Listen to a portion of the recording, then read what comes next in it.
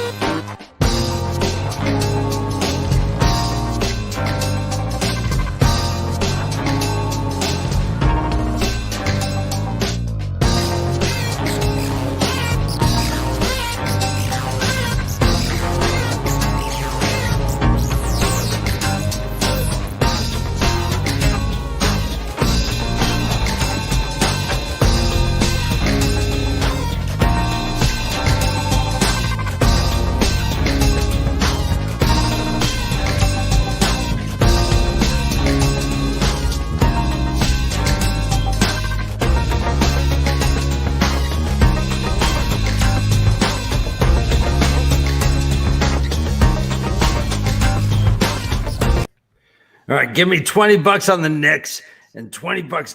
Oh shit! Oh. Welcome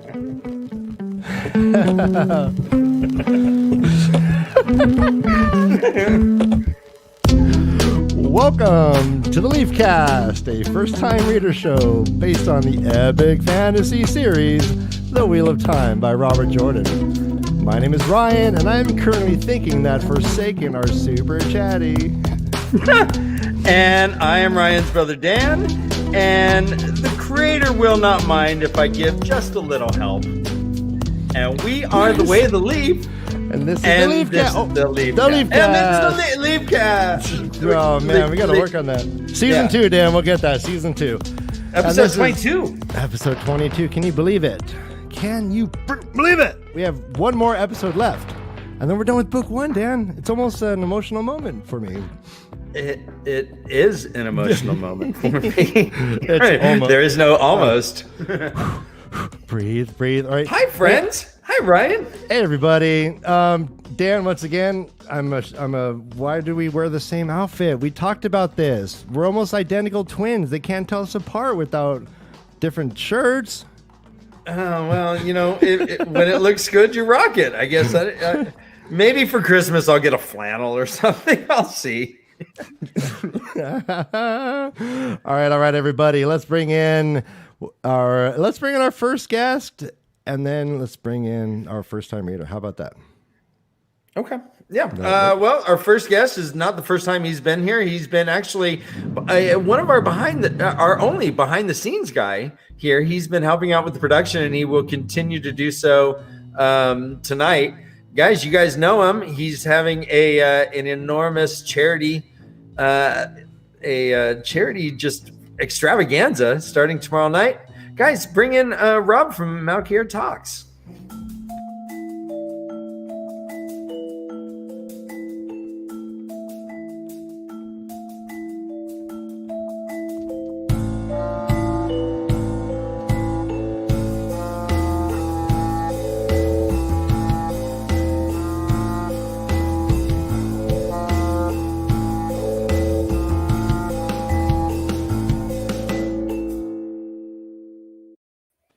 Hey, Robbie. Chef Rob is back. And he's hanging out with the Aurora Borealis. I am. Yep. I got jealous. There was some pictures put up on Discord the other night, and I can't get that in Manchester, so I made my own. Nice. Guys, I just instantly felt reassured that you were seeing the same thing. Yeah, I was like, I hope those colors are really there. Oh no. Let's bring in our first-time reader right now. Let's so just much bump love. him in. Yes, bringing him in. Everyone knows him. He's a drummer in It Looks Like a Black Hole. All one word, all lowercase letters. He's a great guy. Come on, everyone at home, quietly applaud for our first-time reader name.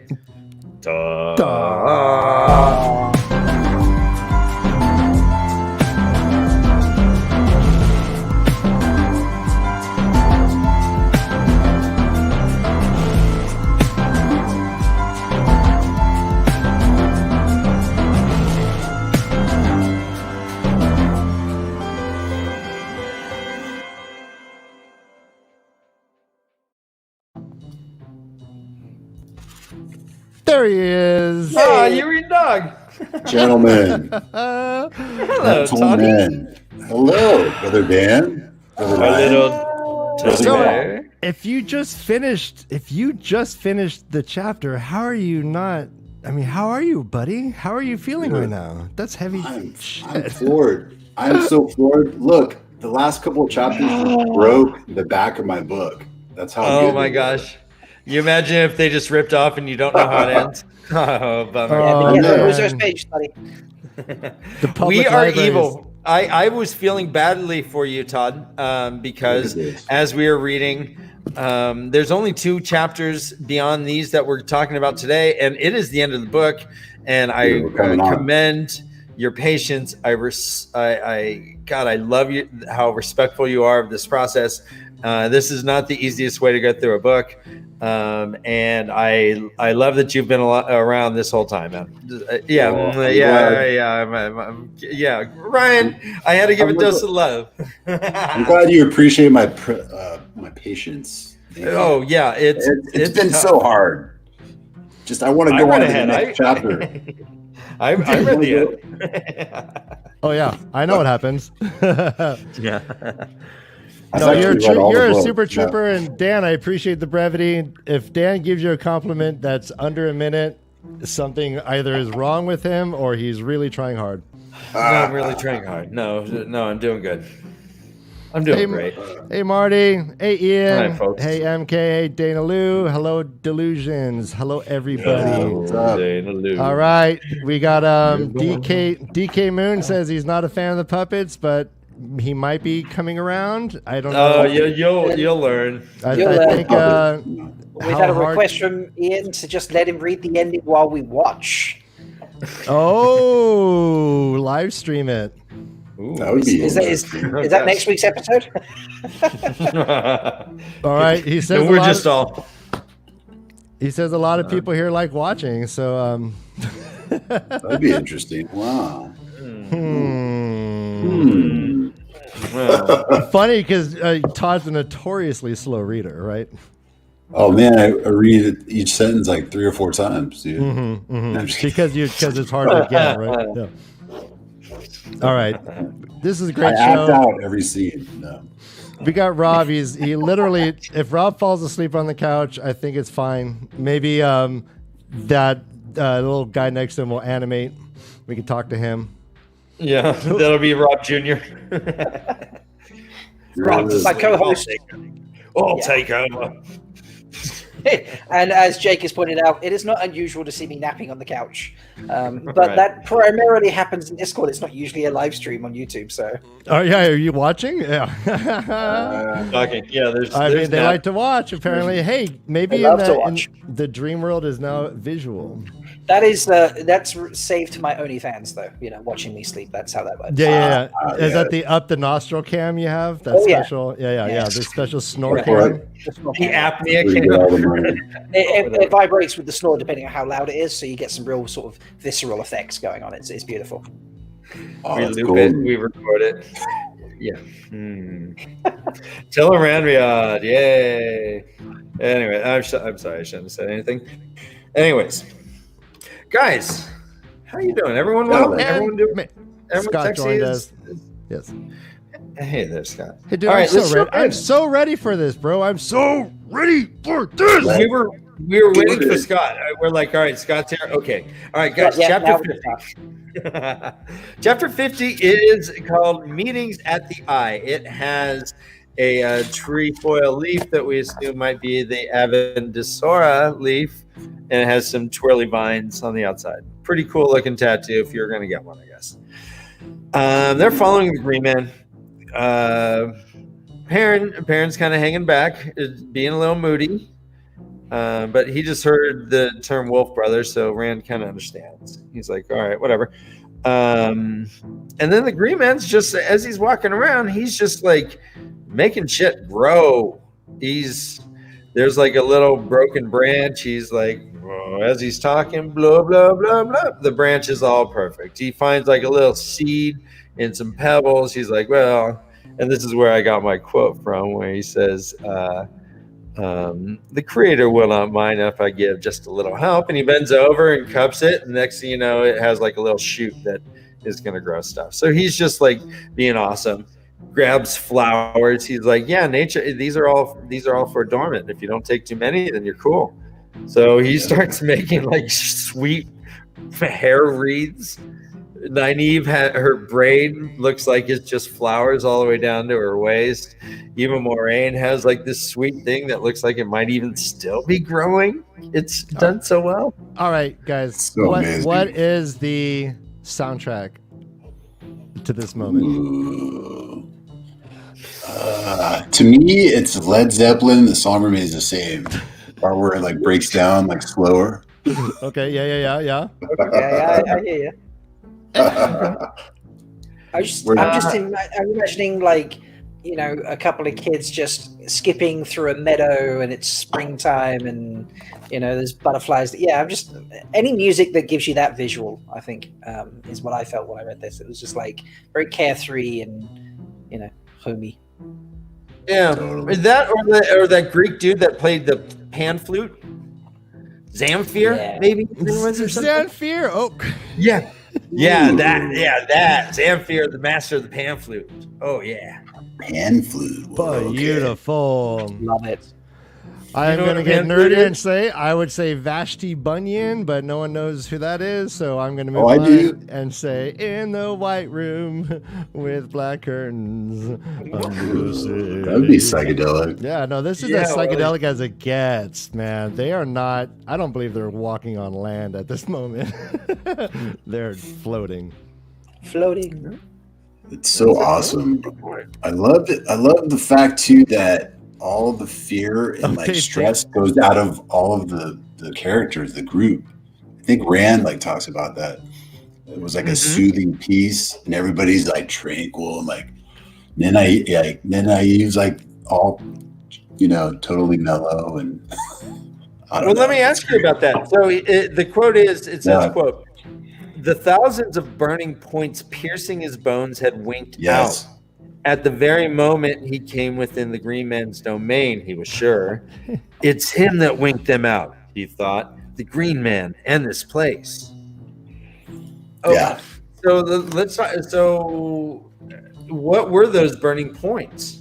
Were those from the blight? Yeah, I think I was taking it as being him being in the blight and being close to the Dark One. I don't know. Like the Dark One's like just seeding into him as he gets closer to Shia Ghul and stuff. Okay. I And don't know. was it the then the presence, because he does reassure himself that, which is a little weird to me. Anyways, I don't really. Why do you think he did that? What was the alternative? I guess. I didn't pick up on that part. So Rand says that? Yeah, he thinks it. He goes, "It's him that winked them out." He thought, the Green Man and this Oh. place. It's on the bottom of the very first page. So, I'm right. wondering if you think that,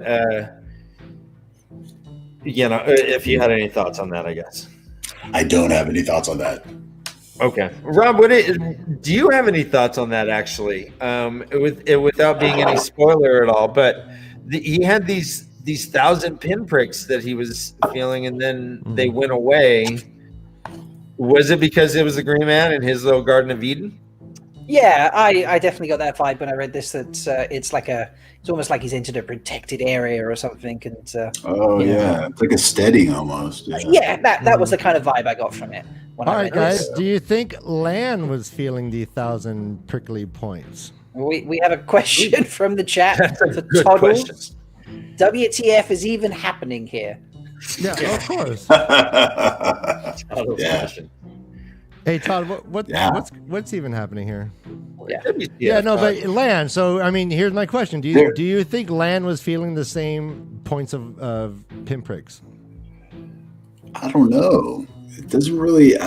Rand doesn't make any observations of Lan really at this point, does he? No, actually, no. So No, not at this point. He does mention that he believes that the ladies feel a relief from it too. yeah, that's what he notices. Like Nenaive and Egwene, they're like super zenned out and peaceful. Mm-hmm. The soothing but I peace, the calm of beauty. Yeah. But Lan, I guess, is just in the corner, just all like being Lan, I guess. I don't know. Okay. Okay. No, that's cool. It takes just a very short walk of the Green Man just doing some maintenance while they're walking to get to I guess it's like an opening in a cliff, or like in a hold on. I'm not saying this right. An arched opening in the side of a hill. Ryan, there's And it some was concern big. for you around, by the way. Oh no, it was locked up. Thanks, guys. I fixed it. Whew! That happens sometimes. I'm Nice. so engrossed in Dan's amazing questions. Don't worry, everyone's It has- going to heal really fast. It's already better, so Whew. The arch is like fine white stone. It has the Aes Sedai symbol on it. Moraine puts her hair thing, her flower hair thing, gently, like on the limb of a sweet berry bush. And everyone's like, "Oh, what is this? What is this? Is this here?" Matt's like, "I want to go see evidence of Flora before we go from there. I'm sure we got time, right?" And the Green Man kind of looks at Rand and then says, "No, the Tree of Life isn't here. I haven't seen that in like 2,000 years." He looked at Rand though when Matt asked the question. Do you have any thoughts on that? Yeah, he's like, silly Matt. He's like, who's this guy, Rand? I don't know. He's like, this guy, right? Jesus. Nice This question. guy asking about the tree of life. What? I don't. That's all I got. I'm sorry for that. No, it's okay. No sweat. And then the Green Man kind of gets a little downer. He's like, "Yep, I know when an ending's coming, and this is it. I've done what I had to do, more or less. Sometimes they're harder, and this is pretty hard. But yep, I'll be here if I can when you come out. But I'm not going down there. I know that shit's going wrong." Maureen's like, "Are you sure?" He's like, "Yeah, I'm pretty sure." Bye. All right. Yeah, Hey, this is you know what? super We got- heavy. real quick in the chat, 69, nice 9. Yeah, what are we doing? We're talking about a book called Eye of the World. And we are discussing it. This fella below me has never read it. The puppets and this man to my left have read it, and we are picking this guy's brain. I hope you enjoy it. And we dance sometimes, and This brand There's right jokes. Yep. Just be cool. Yeah, We're all whatever. good here. You know, crazy Well, stuff yeah. happens here. We smoke.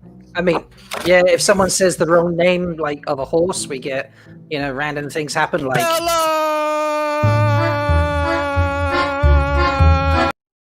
but yeah, there's not all the time. Abbreviated. That was a Bella. It was a Sounds teaser. like a little shot of Bella. So then Little shot. the Green Man bones out. Green Man's like, "Yep, this ain't, smells like I'm out of here. Bye." He leaves. They all start going down this tunnel. This tunnel's huge. It goes down, down, down, down, down. And they get to like the bottom, and and even the tunnel itself is kind of lit with like these little gemstones, like Rob looks right now. Those sparkly gemstones. Totally. Rob- That's what I was Rob going is to in say. the eye of the world as we're speaking. Yeah. Oh, He's, last week I dressed up. This week I'm, dressing the environment. So That's why we are not seeing the lower half. He is naked and wallowing in the eye of the world as we speak. Pure Sight In is caressing his testicles. it's very refreshing. Yeah, I would imagine. I'm so jealous. Of having testicles? Yeah, that too. Yeah. Legs, Right. all that. Nice. So they go down and they enter a room that everyone could fit in. Even the Green Man could have fit in, no problem. And in the middle is this weird little well. Talk to me, Todd. Describe the Eye of the World for me. So the Eye of the World is an eye-shaped pool, of course. It has crystals on the ceiling of the tavern or the cavern, and then crystals surrounding the water's edge, it sounds like. And Rand said something really interesting. He said like he felt his eyes could penetrate it forever. So he's like looking into the water, and I guess it's super mirror-like, like crystal smooth. And he's really tripping out on that. Right. What It's else? as clear as wine spring water, it says, and its surface was as smooth as glass. What else have you seen that is mirror-like? Oh, the way gates, right? All right, yep. And oh yeah, And and I like Land's beautiful gray eyes.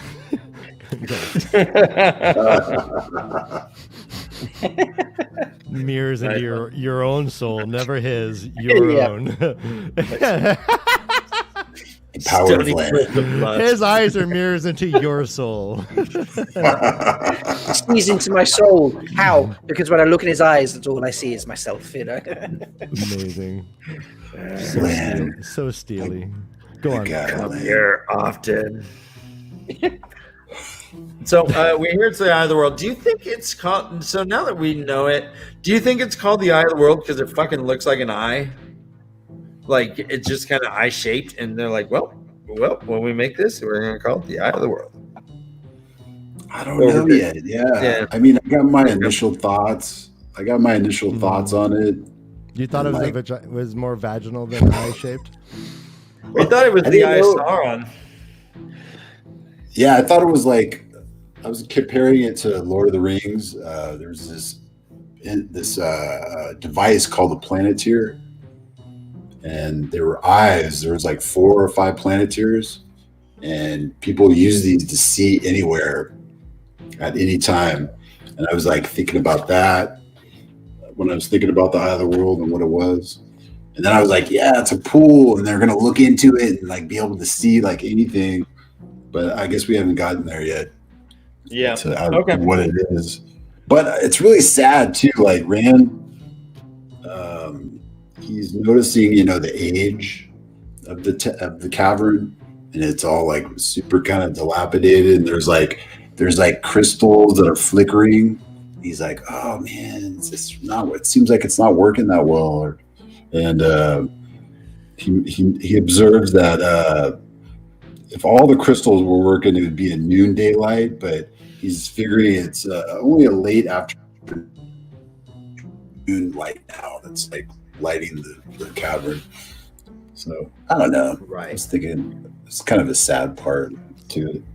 Well, to that end, how do you think the Green Man had like this big scar on his face? Did we talk about how we thought he may have gotten that? Yeah, we talked a little bit about it. No. Okay. We said random lightning. No, I'm just kidding. Just kidding. Yeah. It was like it was. He was the tallest field. Oh man, bad tattoo. Just got a tattoo face mask, and they just went wrong. And it's like it burns. Okay, so there is. So it doesn't seem as vibrant as it may have once been. Perhaps then. Do you think it was COVID? Did COVID make his face? It could have been. It could have been the Rona. No. Okay, go on. So Matt kicks in a little rock about the size of his fist. He's like, "What is this crummy thing?" Plunk. like the jerk he is, right? Come on. He just kicks in a rock. The rock swells to the size of a head and becomes like as wide as an arm before it just kind of disappears. Doesn't even make a splash. Doesn't even make a ripple. It just disappears in there. Weird. Yeah, very weird. So we learned that well is the essence of Sidene, that it was created during the breaking, and 100 Aes Sedai men and 100 Aes Sedai women, or 50-50, one of the two. There was 100 somewhere involved. Were involved in making it and died in the process. But they knew that it would be of need at some point. Heavy. What need? Would you like to take a guess at what need they might have been preparing for? Something like what's happening now, where the Dark One's seal is breaking from Shai-Ghul. I guess they're just kind of like, you know what? The old barriers, or these barriers will break at some point, so we're going to make this just in case. It's kind of like a plan B. I don't know. Okay. Cool. Okay. That plan B. Well, I mean, 100 people died, at least 100, if not two. I think it was 100 total. 100 Aes Sedai died making it. And it is untainted Sidene, as opposed to like wacko will turn you crazy male. We have a question from chat coming in. Oh, yeah. From MK Janest, my question is, how did Moraine get there if she had already been there once? Because you can only go there once, apparently. Oh, yeah. I think it was what we were talking about last episode. I think it was a combination of the need, because the Green Man always comes to the need, and the combination with, it's intertwined with Loyal being there, a tree brother, I think. And that's how she got in. It's kind of like like when somebody's getting backstage, she kind of shuffled in with a group of people. She snuck in like a groupie, yeah? Yeah. All right. I think Moraine was lucky. All right, come in. All right, come in. Okay, he is good. All right, you can try. So, and then Maureen does something I'd like to ask you about, because so Rand's like, "Why'd you bring us here?" And she's like, "Because you're TAVERN." Here's what she says: "Quote, because the Dark One's power will strike here, and because it must be confronted and stopped, or the shadow will cover the world. There is no greater than that. Let us go out into the sunlight again while there is yet time." That part, I didn't. What? Go out for the sunlight while there's still time? Well, I didn't know what she meant by that. And then I guess she was also saying that nobody knows how to use the Eye of the World except only males can use. Male Aes Sedai can only use the Eye of the World. Is that right? Mm-mm. And there hasn't been like an male Aes Sedai. So that's like another 3,000 question. years. So all these Aes Sedai that visited and tried to use the eye and failed, what was their need? Were they faking out? Were they like, "Oh, I really need this, and while I'm here, let me go check out this Eye of the World"? And rats, it doesn't work. Right. I don't understand. They used it in vain. I don't know. Okay. So they all decide to go back outside. Boop, boop, boop, boop, boop. They all go up. They all go up. And we meet some dudes. Two crunchy granola dudes. They are Tinkers? yeah, musty crunchy dudes. They followed apparently they showed up following Matt, as they say. They say he guided us. The hand that pointed to Matt was old and shriveled to scarcely human, lacking a fingernail with knuckles gnarled like knots on a piece of rope. It says, an old thing, an old friend, an old enemy, but he is not the one we seek. What do you think they were talking about? I think they're talking about the Eye of the World. They want to get in there, I guess. Because at first, this is initially, I forgot who the Forsaken were, and I thought they were connected to Mashadar, because that's why they followed like Matt. Oh, this is a perfect question. Dana just asked. Yep. And so like initially, I forgot who the Forsaken were, and I was like, oh my gosh, these are like Shadar Logoth, like Mashadar, crusty dudes that Matt guided here, and but then I kind of remembered that the Forsaken were the male Aes Sedai that went over to the Dark One. So that made me not know like why they followed Matt. So I was stumped. Okay. I was like, what? Okay, good. Maybe it's just his evil that he has with him in the the Shattered Logoth blade, I think.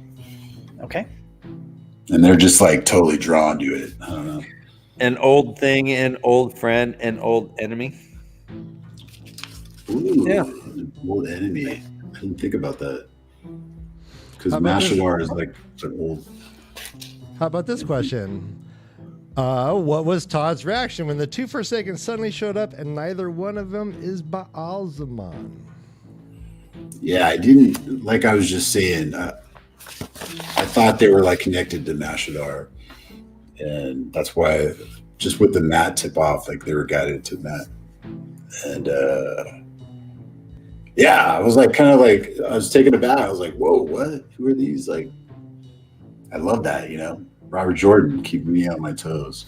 And Dana Lou reminds us, do you remember what Moraine said about dark friends being drawn to the dagger? That's right. That's right. It's like a beacon. That's right. I forgot about that. Okay. Fucking So Matt. we see real quick. I'm so sorry, brother Dan, but like, speaking of Matt, do we really get into the fact that they go into the eye of the world and this asshole just kicks a rock into the eye, not knowing whether that's going to cause a nuclear style like event, or you just what an Or he's gonna idiot. break it.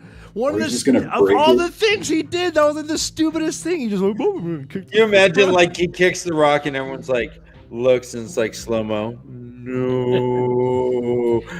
Maureen's just running for the entryway, lands like, Nynaeve, no, Moraine, and goes that way. And there's this just nuclear explosion. Or it could have been like Old They Faithful, were just sort of the geyser. ducked for cover, like, and then Matt's just like, what? And he goes, just splash, and that's it. And it's like, oh, well, that's anticlimactic. Yeah, one's like, yeah.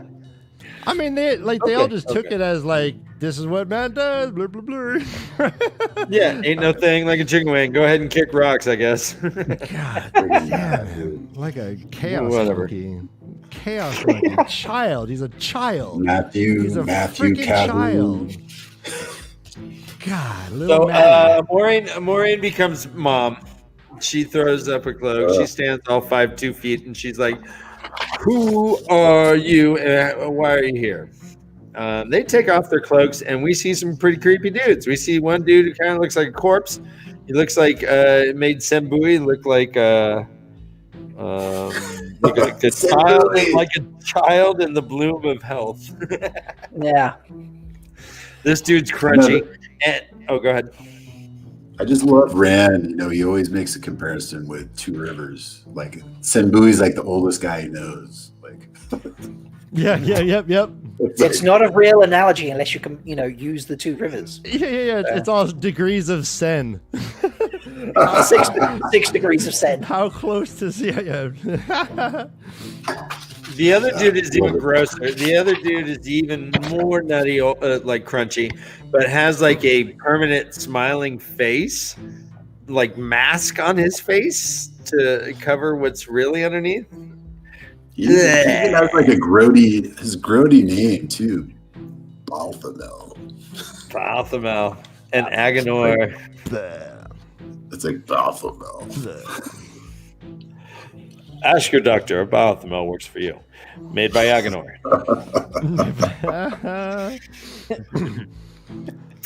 If you're channeling for more than 4 hours, please contact your doctor. If you can't get your face up, if it's stuck in a permanent grin, please contact us immediately. So we hear that the dude's name is Agenor. The other guy is Balthamon. He doesn't seem to speak. He lost his tongue somewhere in the rotting of the wheel while they've been stuck in the bore. He describes that they were pretty close to the turning, so even though they were stuck, they were still getting ground down like millet or like corn. And so they got kind of whacked out. But it seems like they are free. Boom. Hi, we're here. The warder whips out his sword. he goes and Agenor just, and I did this, Ryan. Of course you did. How many people watching did the flick away land like he was a pesky little fly, like the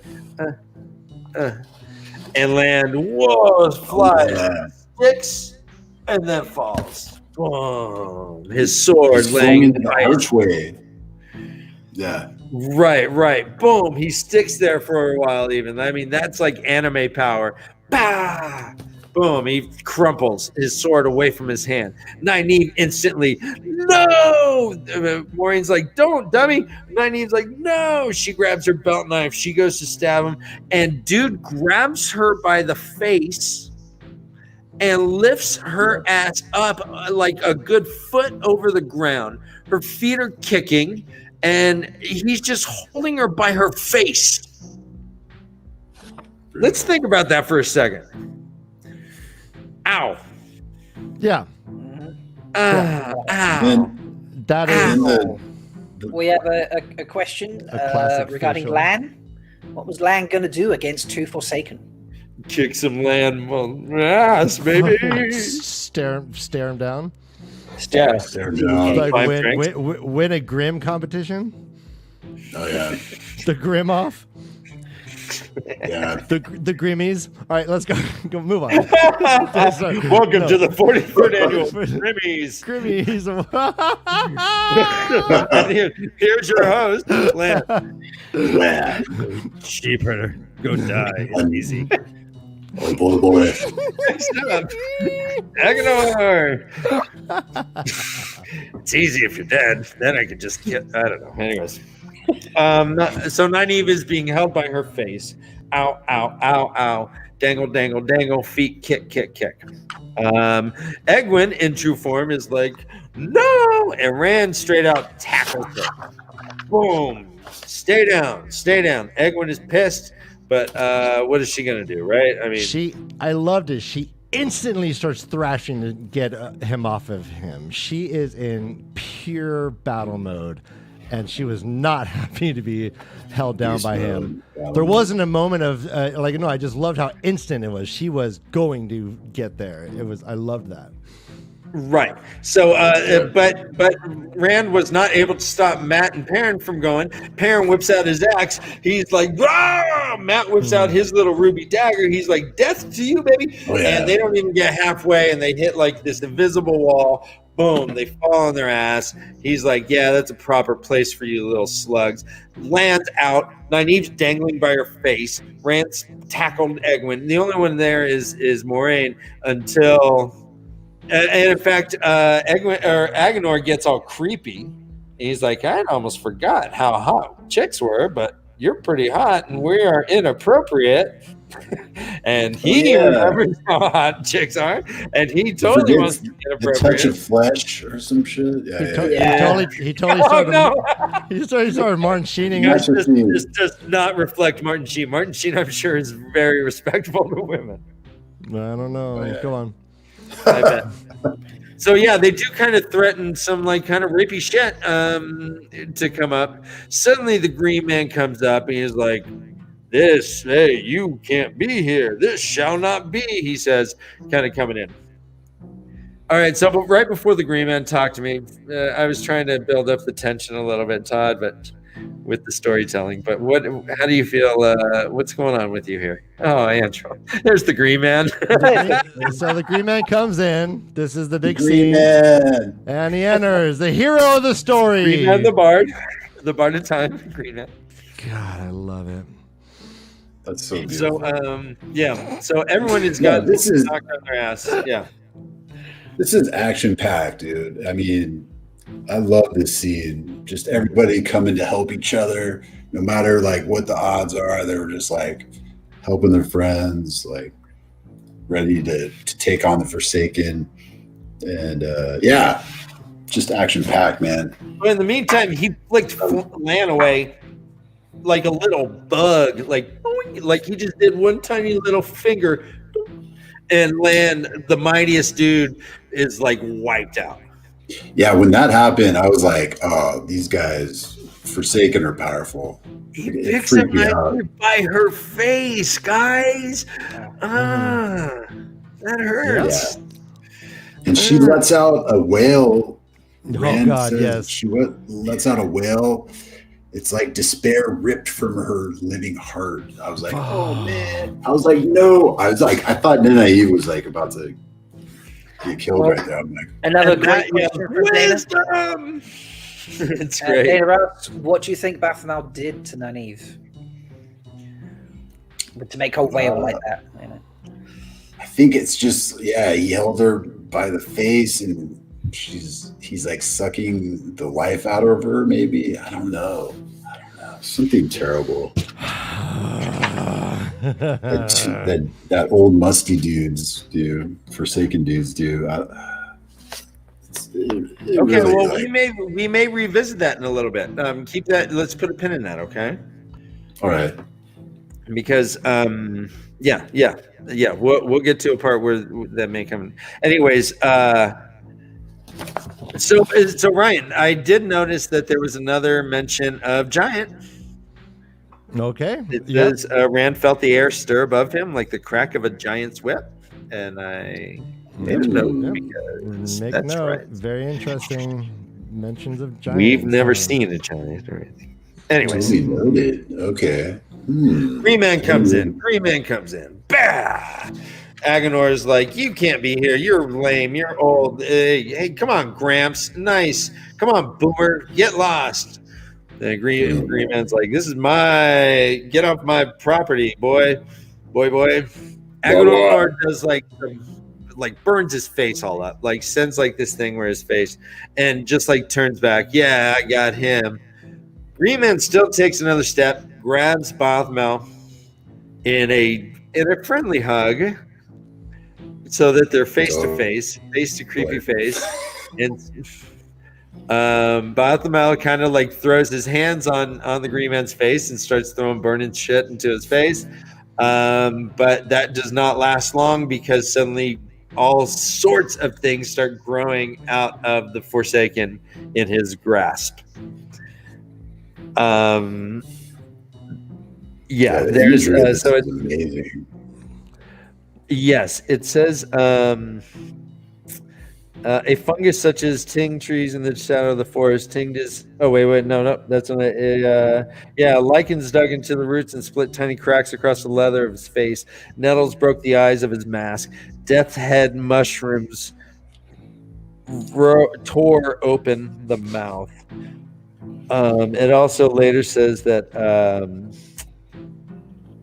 all the things that grew in the dark places, all the things with spores, all the things that loved the dank, swelled and grew, tore cloth and leather and flesh. Was it flesh?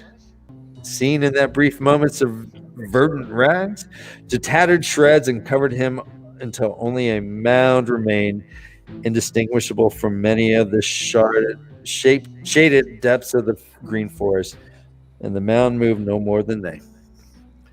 He turned into just fungus ate him. Love that. Dude, the Green Man took care of that dude. I mean, the imagery of it is so amazing, the way Robert Jordan writes it. And I can't wait for that scene in the show. Yes. Oh, yeah. Oh, my gosh. We do have a little sample of the scene, though, perhaps a little foreshadowing of what may be to come on an audio version, right, Ryan? Yes, guys. So this is a very, very special event we are going to share with you. I'm going to turn off the music and yes,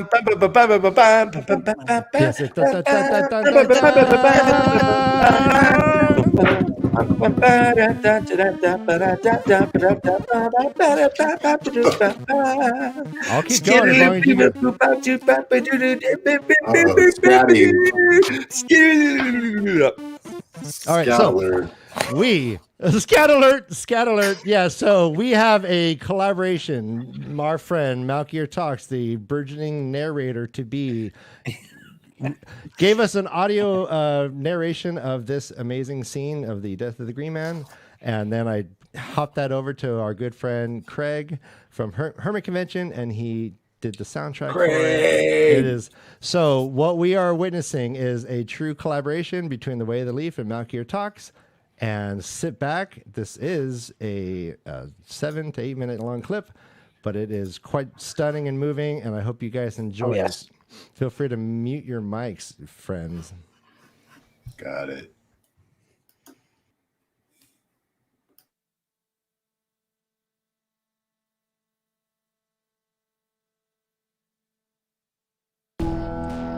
Lan's sword sprang from his scabbard too fast for Rand's eye to follow. Yet the warder hesitated, eyes flickering to Moraine, to Nynaeve. The two women stood well apart. To put himself between either of them and the Forsaken would put him further from the other. Only for a heartbeat the hesitation lasted, but as the warder's feet moved, Agenor raised his hand. It was a scornful gesture, a flipping of his gnarled fingers as if to shoo away a fly. The warder flew backwards through the air as though a huge fist had caught him. With a dull thud, Lan struck the stone arch, hanging there for an instant before dropping in a flaccid heap, his sword lying near his outstretched hand. "No!" screamed Nynaeve. "Be still!" Moraine commanded, but before anyone else could move, the Wisdom's knife had left her belt, and she was running toward the Forsaken, the small blade upraised. "The light blinds you," she cried, striking at Agenor's chest. The other Forsaken moved like a viper. While her blow still fell, Balthamel's leather-cased hand darted out to seize her chin, fingers sinking into one cheek, while thumb dug into the other, driving blood out with their pressure and raising the flesh in pale ridges. A convulsion racked Nynaeve from head to toe as if she had been cracked like a whip. Her knife dropped uselessly from dangling fingers as Balthamel lifted her by his grip, brought her up to where the leather mask stared into her still quivering face. Her toes spasmed a foot above the ground. Flowers rained from her hair. I had almost forgotten the pleasures of the flesh. Agenor's tongue crossed his withered lips, sounding like stone on rough leather. But Balthamel remembers much. The laughter of them must seem to grow wilder, and the wail that left Nynaeve burned Rand's ears like despair ripped from her living heart. Suddenly Egwene moved, and Rand saw that she was going to help Nynaeve. "Egwene, no!" he shouted, but she did not stop. His hand had gone to his sword at Nynaeve's cry, but now he abandoned it and threw himself at Egwene. He thudded into her before she took a third step, carrying them both to the ground. Egwene landed under him with a gasp, immediately thrashing to get free. Others were moving too, he realized. Perrin's axe whirled in his hands and his eyes glowed golden and fierce. "Wisdom!" Matt howled, the dagger from Shadow Logoth in his fist. "No!" Rand called. "You can't fight the Forsaken!" But they ran past him as if they had not heard, their eyes on Nynaeve and the two Forsaken. Agenor glanced at them, unconcernedly, and smiled. Rand felt the air stir above him like the crack of a giant's whip. Matt and Perrin, not even halfway to the Forsaken, stopped as if they had run into a wall, bounced back to sprawl on the ground. "Good," Agenor said. "A fitting place for you. If you learn to abase yourself properly and worship us, I might let you live." Hastily Rand scrabbled to his feet. Perhaps he could not fight the Forsaken. No ordinary human could, but he would not let them believe for a minute that he was groveling before them. He tried to help Egwene up, but she slapped his hands away and stood by herself, angrily brushing off her dress. Matt and Perrin had also stubbornly pushed themselves unsteadily erect. "You will learn," Agenor said, "if you want to live. Now that I have found what I need," his eyes went to the stone archway, "I may take this time to teach you." "That shall not be!" The green man strode out of the trees with a voice like lightning striking an ancient oak. "You do not belong here!" Agenor spared him a brief, contemptuous glance. "Begone! Your time is ended. All your kind but you long since dust. Live what life is left to you and be glad you are beneath our notice." "This is my place," the green man said. "and you shall hurt no living thing here." Balthamel tossed Nynaeve aside like a rag. Like a crumpled rag she fell, eyes staring, limp as if all her bones had melted.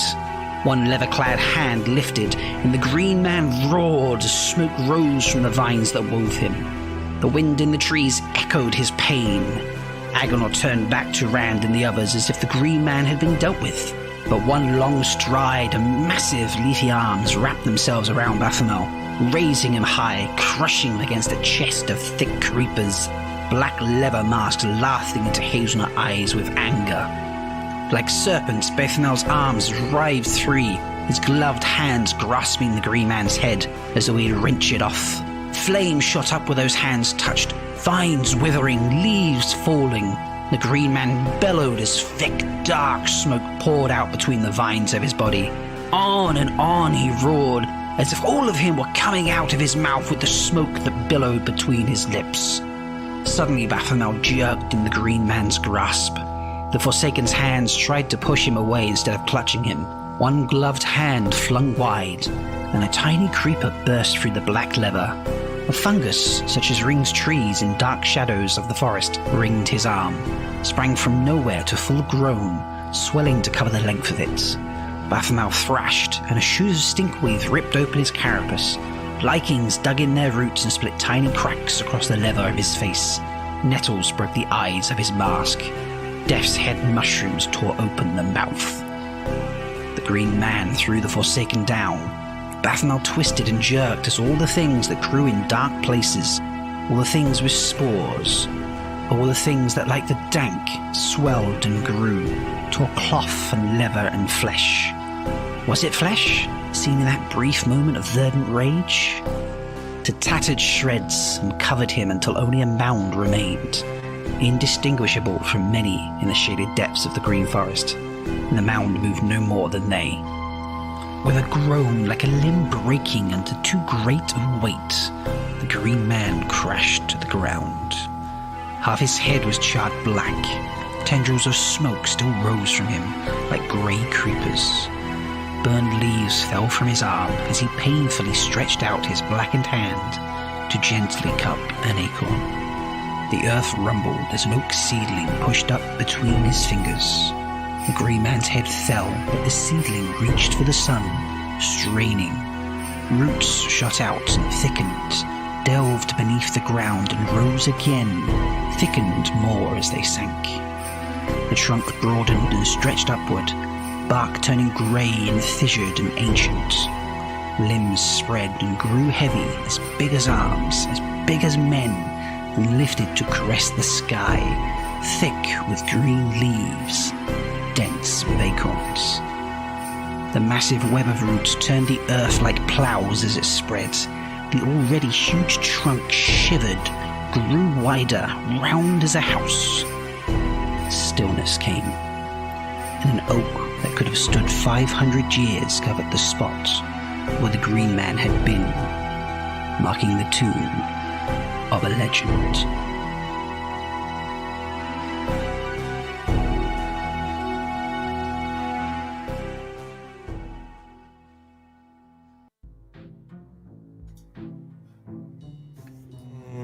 Wow, what do you guys think? What do we think? Epic. Epic. Oh my gosh. I know why I said that. I spoke those words, but it gave me goosebumps listening with that. You did a wonderful job, Rob. Dude, You really did. everything People was didn't realize you were awesome. doing all the voices. You did so well. Yeah, good on you. No, Good I on saw you, that. man. Yeah, was amazing. I love your green man voice. Well done. Oh my gosh. Thank you. I tried to do some. I thought. I mean, I can't. My voice is not as deep as yours, Todd. But I was like, I wanted a mix of the imposing nature of Gandalf against the Balrog, Yeah. and the depth of Todd's voice. I was like, I want somewhere in the middle there. I want that. And I managed to find it. So That was great. Awesome. Yeah. Even Agonor. I like it. Yeah, Agonor's voice was awesome. Oh yeah, he's creepy. It So I was says, like, he's creepy. yeah. He's like, yeah. So good, That's dude. awesome. Yeah, so the poetry of Robert Jordan. And in fact, this paragraph, I'll just end it. It's 2 more sentences. After the green man, the marking of a legend, it says, All right. Nynaeve lay on the gnarled roots, grown curved to her shape to make a bed for her to rest upon. The wind sighed through the oak's branches. It seemed to murmur farewell. So heavy. RJ, my man. And then the green man turns into a 500-year-old oak tree, more or less. Agenor shakes himself. He's stunned even. He's like, what the? Wow. He's like, enough. It's past time to end this. Blah, blah, blah. Does all the bad guy stuff. Moraine's like, yeah, bitch, it is time to end this. Let's go. And she throws some like magic down. She has the earth open up and then like fire kind of come up through the ground pretty much, right? And it suspends him in the air, right? He's like suspended in the air, surrounded by the fire or something. Mm-hmm. Total anime. Yeah. But then he just kind of just giggles and starts walking through, right? Yeah. Moraine is like white with like she's straining. Rand looks over and Egwin's all straining too, and he's like, "What are you?" He's like, "Oh, she's trying to help with her teeny puny little thing. Come on, we gotta go. Run! We run." Moraine says, "Run! Let's run." She kind of pushes Egwin. Run! As soon as but Agenor kind of looks at Egwin as she's going, and Rand's like, "Not her!" Blah. And then throws a rock at the Forsaken's face that turns to like dust right before it hits his face. Yeah. Ugh. Just. But and then when he looks back, Egwin had like gone up the hill, so Rand's like, "Okay, cool, I can run." But he knows that Agenor is going to be following him based on his look. He hears Moraine start to scream as he runs. And that's where that chapter ends. So brutal. Oh my god. Yes. So what's up? Yeah, what's Moraine, up? She definitely has like a Gandalf moment right there. Kind of like in Lord of the Rings when they're in the mines of Moria and Gandalf's like, "Fire, you fools." But she's like, "Run, all of you." Like, split, dude, split. Yeah. This is not good. This is not good. I just threw all at him. I opened up the ground. He's just floating. He didn't even fall. There's fire. Yeah. He's just like, ha ha ha ha. You should run. That's all I got, guys. Yeah. He was just chilling, I mean, all I do is make fog and stuff. Come on. Yeah. So, what are your thoughts on this chapter, man? We meet the Green Man, the Forsaken coming in, about the Forsaken showing up there. Do you think that anyone can just follow anyone in? Oh, that's a good question. I didn't think about that. Oh man, yeah. How did they get in? I guess. I mean, they're Aes Sedai, right? The Forsaken. Yeah, they were. Yeah, yes, they were Aes Sedai. I'm not sure if they're considered Aes Sedai now. I guess they are technically, but yes. Hey, once you take, get the crown. There's no X in Aes Sedai. So maybe it has something to do with that. I don't know. Dang, I didn't think about that. Dang, good question. Okay. Right on. That's what I'm here for. I'm here for the dang good questions. Rob, do you have anything that you wanted to bring up about this chapter at all? It's just it's very emotional with the Green Man, isn't it? Extremely, yeah. Do you, the boys, everyone rushing in to attack rather than run away. Like, do you think that was something they should have been doing? Should they have listened to Moraine and run away? Like, did you read that and think, yes, go fight, or what are you doing, you idiots? It was like a little of both. Kind of like, oh, don't. And Rand was like, you can't fight the Forsaken, and like, but they love each other. So like, it was a little of both, I guess. Mm-hmm. I'm like, no, don't do it, but like, let's see what happens. Right, they were running away because Lan was crumpled and Nynaeve was crumpled. Moraine was sitting there battling, but they had two people that weren't joining them right off the bat. I don't know if Matt and Perrin, I assume, got up. I don't know if they were all like weeded out and like, oh, I can't run. But it seemed like they just got bonked and fell. But I don't know if they ran or not. But everyone was just scattering. But they were just leaving their cats. Maureen's like, go, go, go. And even though no one went to like go get Nynaeve because they couldn't, man. She was just some crumpled rag over there. What do you think this says about Rand then? About him saying no. He was like the only one who like he and Moraine were the only ones who didn't like charge the Forsaken, right? Everyone else just full-heartedly just went in there, correct? I guess Loyal didn't. Yeah, Loyal was holding back. To Rand's credit, he did have his hand on his sword when he saw that Egwene started running.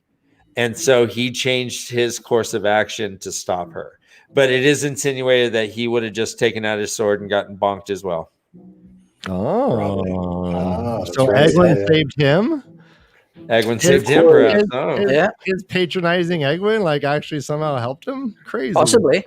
Marty Beck asked, does Todd have any theories for the Green Man's origins? Oh, that's such a good question. Good question. Yeah, I he says that he was charged with protecting the Eye of the World cavern, and he was like, I was not made for that, but I went along with the faith of it, and it just makes me think like, what is he like from like a tribe? Are there like tons of green men? Maybe he's like from the Age of Legends or whatever, where the same things seem to be like super awesome. I don't know. Legendary? Everything is awesome. Like legendary? Yeah. No, I can't wait to learn more about the Green Man. I hope maybe like his origin story comes up later. Okay. In the books. I don't know. That's a good question. Yeah. But yeah, awesome. I love the question. And I'll be thinking about it. Well, and he does. I mean, we do know that he's been around for at least 2,000 years because he hasn't seen Eved Nazoris for at least 2,000 years, he said. Yeah. So, dude is old. He's the green man, old green man. Yeah. Totally. I have a slightly Wheel of Time question, slightly non-Wheel of Time question for Todd. When you heard of the Green Man, please tell me, did you think of the TV advert that used to be out a long time ago? Ho, ho, ho, green giant. I did not. That's all I envisioned the first time I read. Yeah, me too. You and me both. Is this the guy on that like street corn advert who's just like, walking along tending all the fields and stuff? And he had his little buddy named Sprout. Dude, I totally forgot about that guy. Oh my god. Ho, ho, ho, green giant. That's what Robert Jordan was thinking about, maybe. I don't know. I was thinking about like that. I was thinking about the ends. I was thinking ends. I was thinking more int, yeah. I wasn't thinking like of a green human being with a loincloth. Who kind of is like a human slashed with an asparagus. See, because I always envision the Ogier is entish because I'm terrible at reading descriptions of things, and so I just like these people. Yeah, I was like, Ogier, people that love trees, nature, growing things, ents. Trees themselves. Yeah, I know. I'm terrible. Tree brother means tree. Well, they're called tree brothers, yeah. Tree brothers. All right. So, Ryan, do you have anything else we want to talk about for this chapter? Just want to say that this is one of my, such a great. I'm going to get emotional. I think I cried the first time I read it. I think I cried the second time I read it. When I heard the narration and the music, I cried again. This is the last of the line, right? This is the end of the Green Man. And I think about how ecosystems work. And I think about how everything is connected. Like, like we have like the sucker fish on the side of a whale. Like when the whale dies, suckerfish die too. What else happens when the green man is no longer around, right? Like, yeah. That's right. And the Eye of the World cavern is not guarded now, too. Yeah, it's like, oh shit, I didn't think about that. It's a sad time, but the repercussions could be huge. But there is hope, though. The Green Man says that he's going to go find somewhere else to grow, right? He did say perhaps. That's nice. Yeah, that's a nice way of looking at it. I mean, he did grow. Grow, dude. Oh man, I don't know. It's heavy. No, it really is, and I'm really glad we took the time to memorialize that moment. We're going to do more of that, I think, in the future. When, as you know, there's definitely more heaviness, Todd. More. Yep. Heavy shit to come. There is. Our fabulous tree in chat says, "Don't worry, they will learn how to make green people again." So, and I think she would know. She is tree after all. So, hopefully, they kept a little sapling or something. Little sprouter. Yeah, they can. Yeah, they can just clone it. All right. So we're gonna take a break. We're gonna take a 10-minute break and. We'll be back with chapter 51, and we're going to listen to one song by Orlox. This is called Peter and the Wolf. And this weekend, we are The Way of the Leaf. This is the LeafCast, first-time reader show. Enjoy. Listen to the song. This is a good one. Yep. Awesome.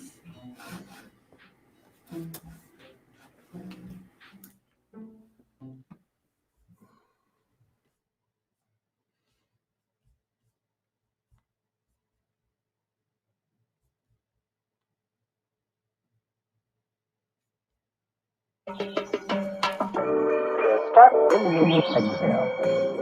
Inhale deeply. Rise on the toes. Lift arms high. And lower the heels. Circle arms up and down. Again. Inhale and stretch high. Exhale. Exhale. Heels up. Inhale and stretch high. Exhale. Raise your heels arms. Last time. Inhale and stretch high. Exhale. Next stretching.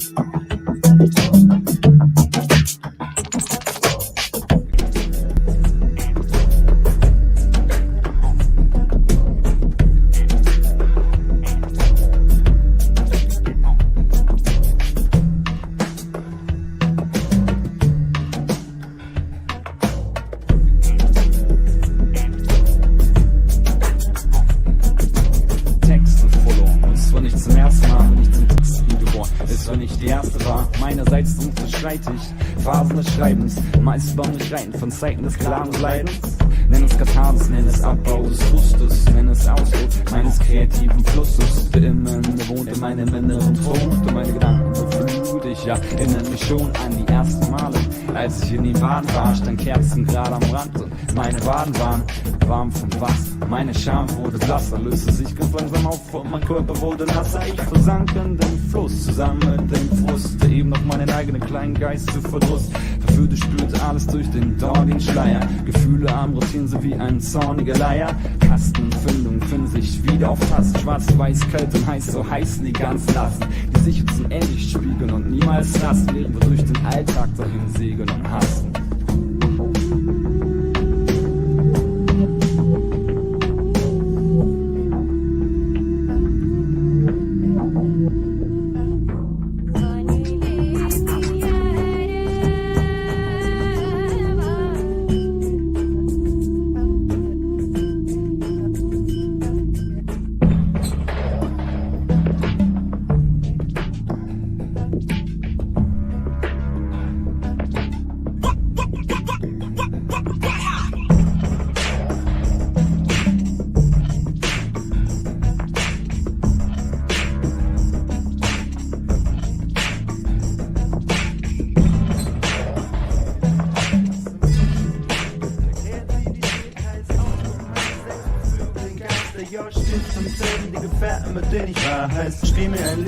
Das mir den Weg weiß zum Fluss in mir.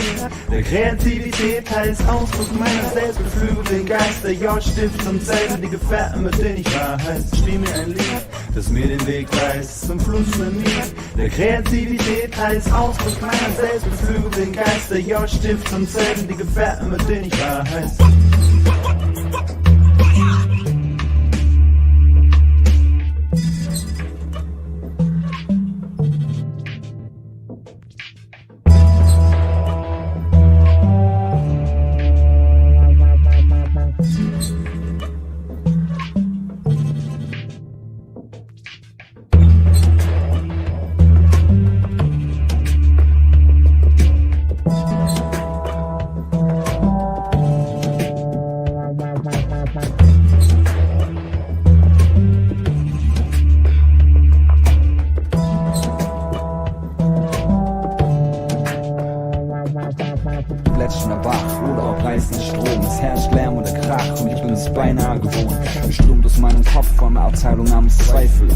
Einige Zeit schlief verliebt auf den Eifel. Ton steht still, die Ohren Zeit auszuruhen. Wir können nix machen, nix tun, nur wachen und schwulen. Beobachtbar Tag und Nacht, wenn wir uns wirklich fragen, wohin tun Sachen, die uns Papieren wirklich tragen.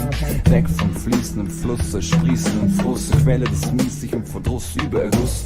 Triefende Lust im Scheitern, den Horizont erweitern. Wir nicht auf diesem Pfad, sondern auf treibenden Zeitfahren. Zeit vertreibt hin, Zeit vertreibt her, Zeit vertreibt sich von Zeit von selber nur schwer. Also höre ich hin, bis das Fließen des Flusses mich leer. Öffne die Sinne, greife zum Schwert und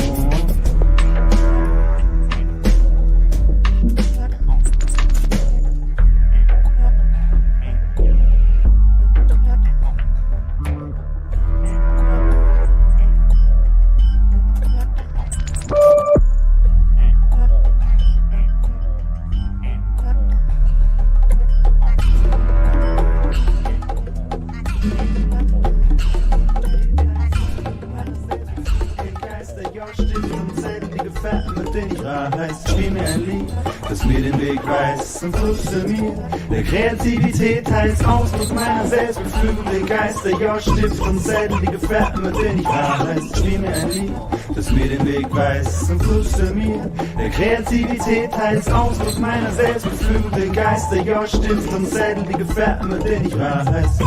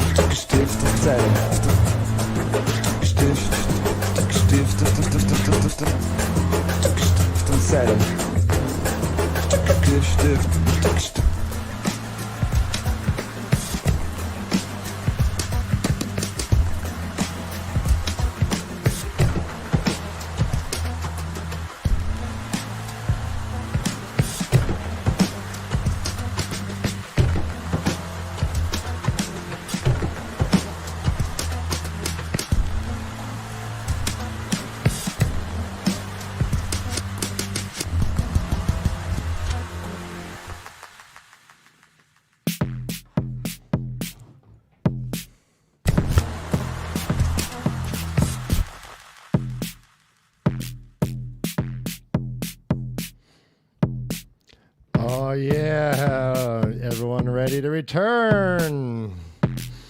Getting going to chapter 52. Gonna bring it on. Hold on, let's dance for a second. Go. All right. Bringing the group. Rob's lights are kind of like a disco. It's like I haven't been dancing in a while, Ryan. I miss weddings. I miss. I can speed them up as well. So there's a little Karaoke. tune I prepared for everybody. Oh, speed it I have up. no idea what I'm going to say right now. I'm nervous, but I just want to say thank you. And I want to say I love you. I want to say I'd like to have a beer with you. Or 2, or 3, or 4. Rob, thank you for coming. Beer. Really. Thank you for helping us out. I want Thank you for thank having you me. in the chat, everybody. Thank you, Rob. Thank you, Rob. What is this Ryan's love corner? I love. Oh wow, this is rare. Ryan, you're yeah. Keep going. All right, so chapter 52. Things get screwed. 51 is so much fun. We're flying in the air. We just don't care. We're battling fucking shit all over the place. I don't know how to rhyme with place. Face. Oh God, I don't know how Brother Dan does this. All right, get ready, go. Focus. You can do it, Ryan. You can do it. Think of the void. All right, the void. Flame in the void. Flame in the void. All right. Flame in the void. Flame in the void, lad. Like Sanderson's Hoyd. We're going all over the place. The Cosmere. I have no fear. I'm rapping on stage. I'm rapping on screen. I've got it all over my face in this scene. Everyone loves me, but I don't believe it. I'm having a fit. I'm having existential zits. Guys, Jesus Christ. All right. Oh. Subscribe to the backlist. Subscribe. And Dude, that's awesome, bro.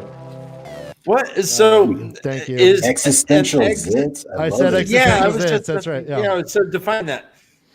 Huh? That's awesome. Are they Define different than are there non-existential zits? Or I think well, I mean, like, okay, so everything is going great, and then someone stops the show and tells me to define existential zit, and that is an existential zit. Okay. All right. Okay. I thought we were getting a yes and. That's all right. I know. No, we were rolling. Yes and existential zit, like it's it's the Is stuff it that knows comes that out it's of gonna you. get popped anytime? He just knows it's gonna get popped. Well, okay, He's gonna get squeezed. I don't know if you've noticed, but I've changed my lighting. I'm going for a more sultry look. Yeah, it's this is the second hour. We're gonna bring in some second hour music. After hours. This is called sawing something vertically. No, yeah, but so Gwyneth, I shop primarily in Gwyneth Paltrow owned businesses. So No. So I've exfoliated. I've gotten rid of so many existential zits through some of her candles, some of her aromatherapies. I think I'm a fan of the existential zit. Well, it's a rebound from my. I'm so sorry. Then at first I was like hella into Joe Rogan, and now it's like a rebound. So I'm now only primarily shopping in Gwyneth Paltrow. Go on. Nice. I just got out of a bath of real avocado, pit and all. The pit kind of is there, and you're supposed to like put the pit in your mouth and go. And that's where the true om comes from. Is an avocado pit in your mouth. All right, everyone. All right, pit in mouth. But you got to be an avocado. Guys, you're doing it wrong. You're supposed to be breathing in pure avocado. Never. You know what? I can't work it. Let's just move on. I know. Jeez. Basically, every time Dan goes shopping, he jumps in the avocado bin, says Please. He's doing it for health. Please. Oh, my God. Can't take him anywhere. Dan is obsessed. He is. Sir, you got it. Sir. Yeah, the avocados. Chapter 51. Against the shadow. That was terrible. Well said.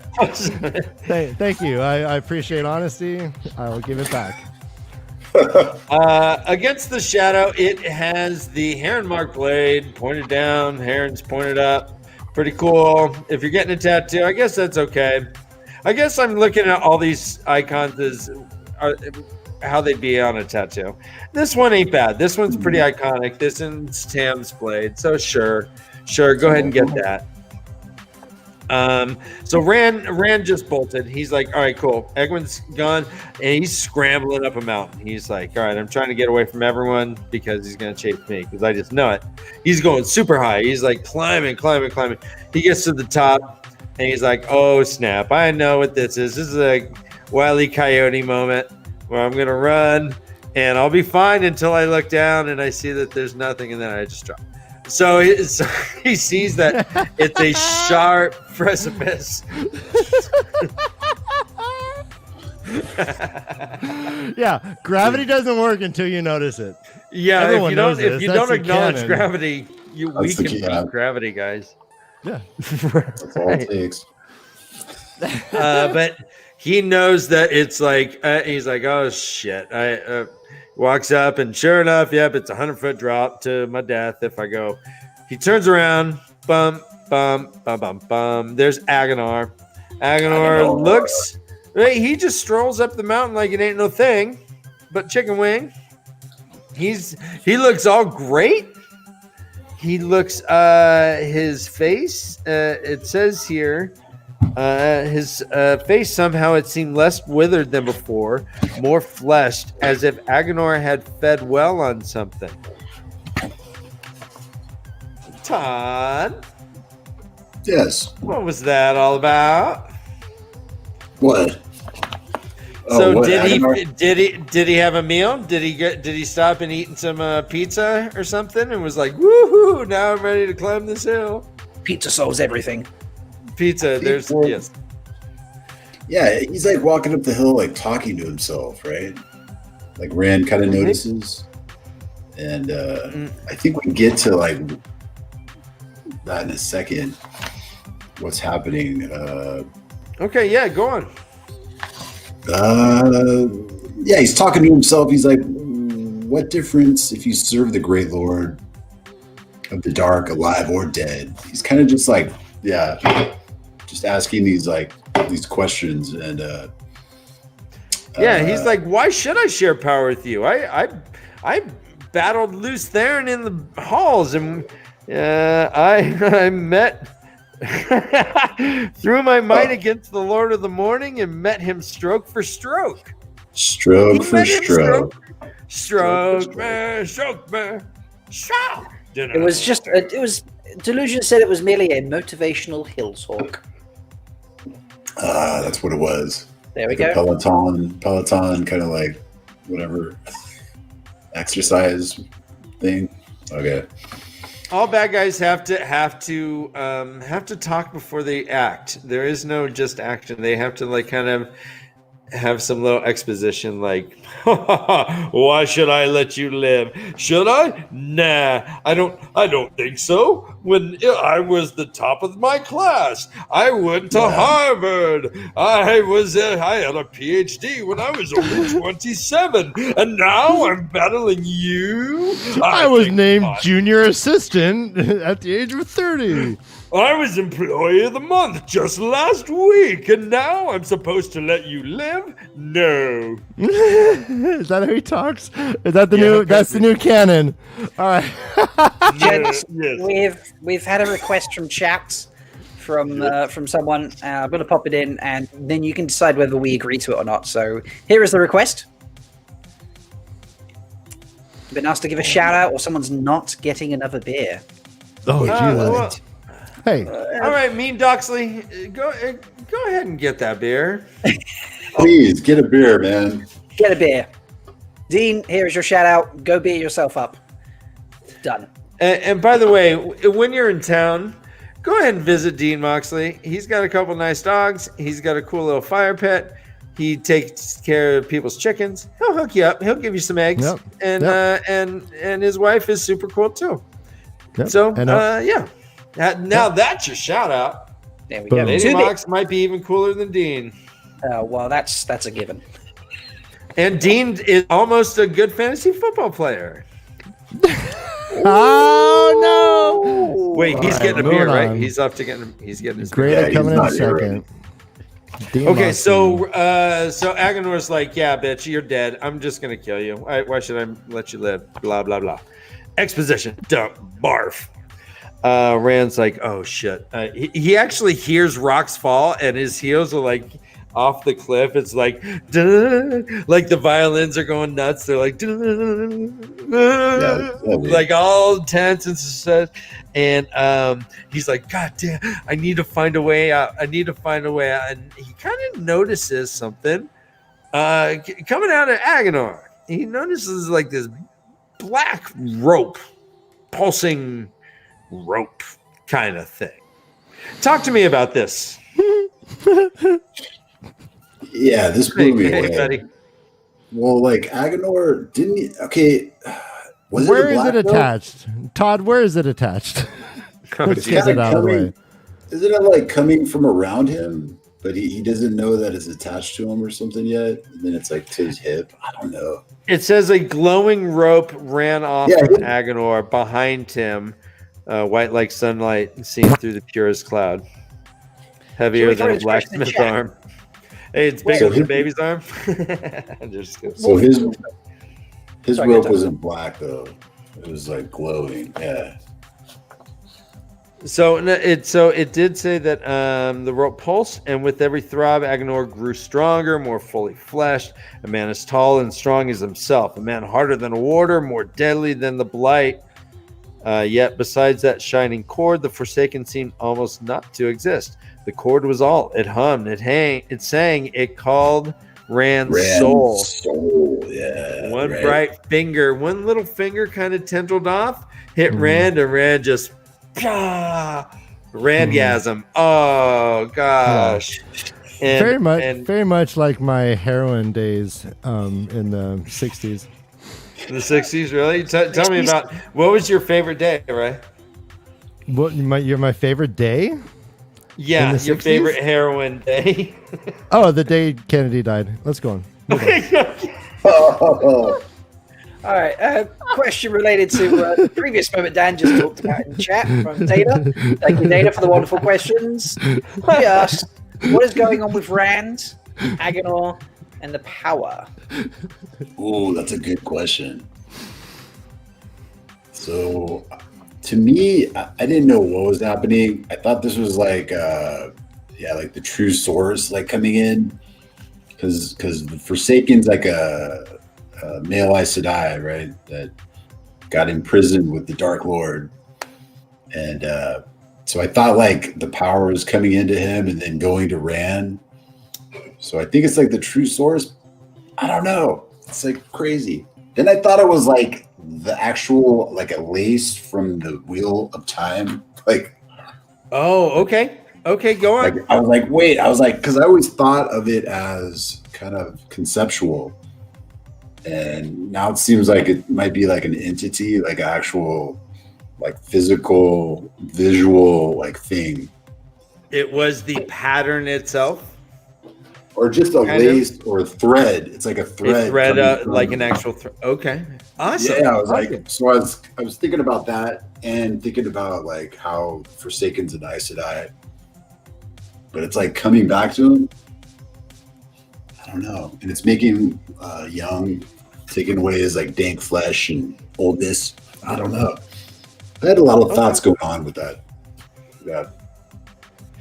Well, he becomes pretty jealous of it because as soon as it hits Rand's like, yes, baby.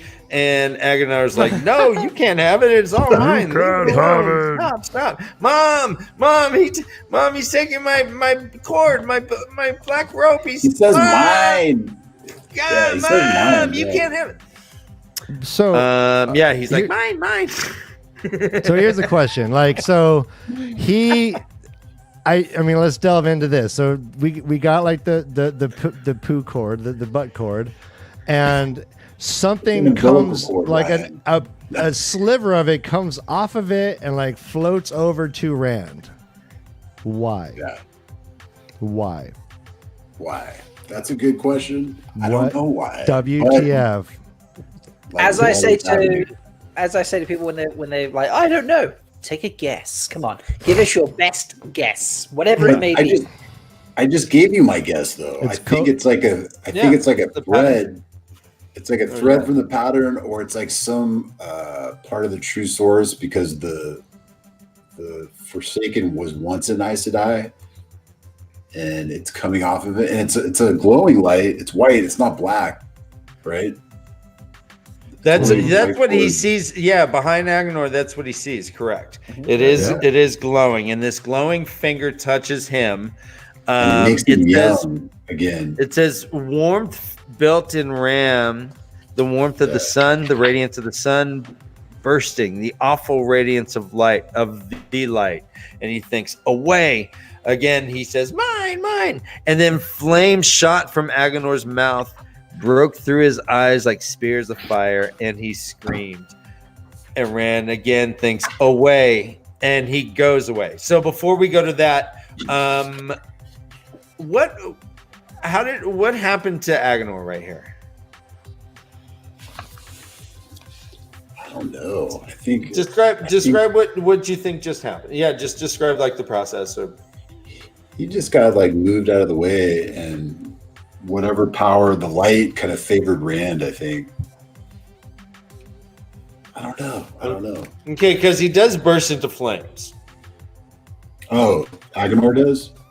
Well, or at least his face catches fire.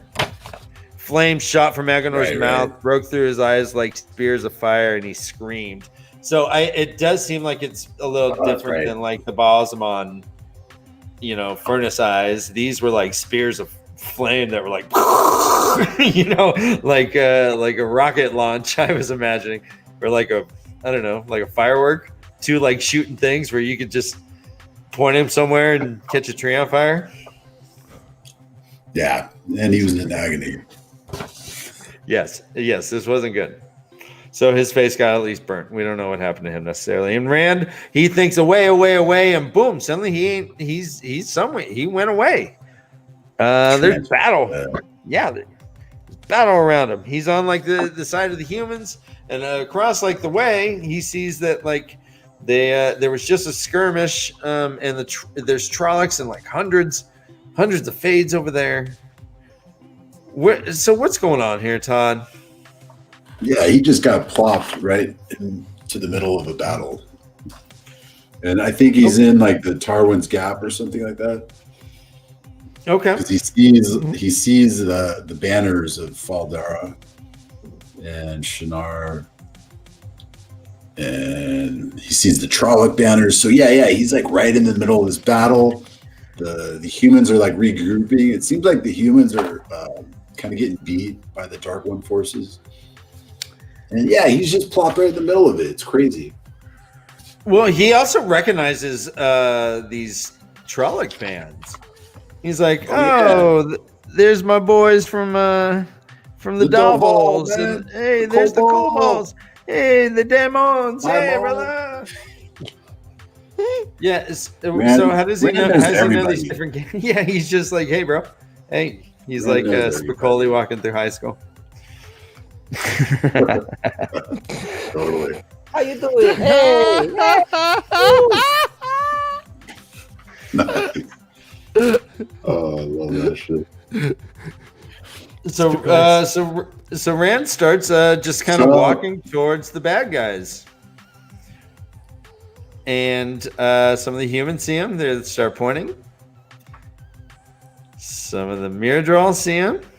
They start pointing, and all these Drakkar, the smell of a 16-year-old. All these Drakkar Noirs start flying in. All these proms in the 90s come flying in. All these Drakkar Noirs.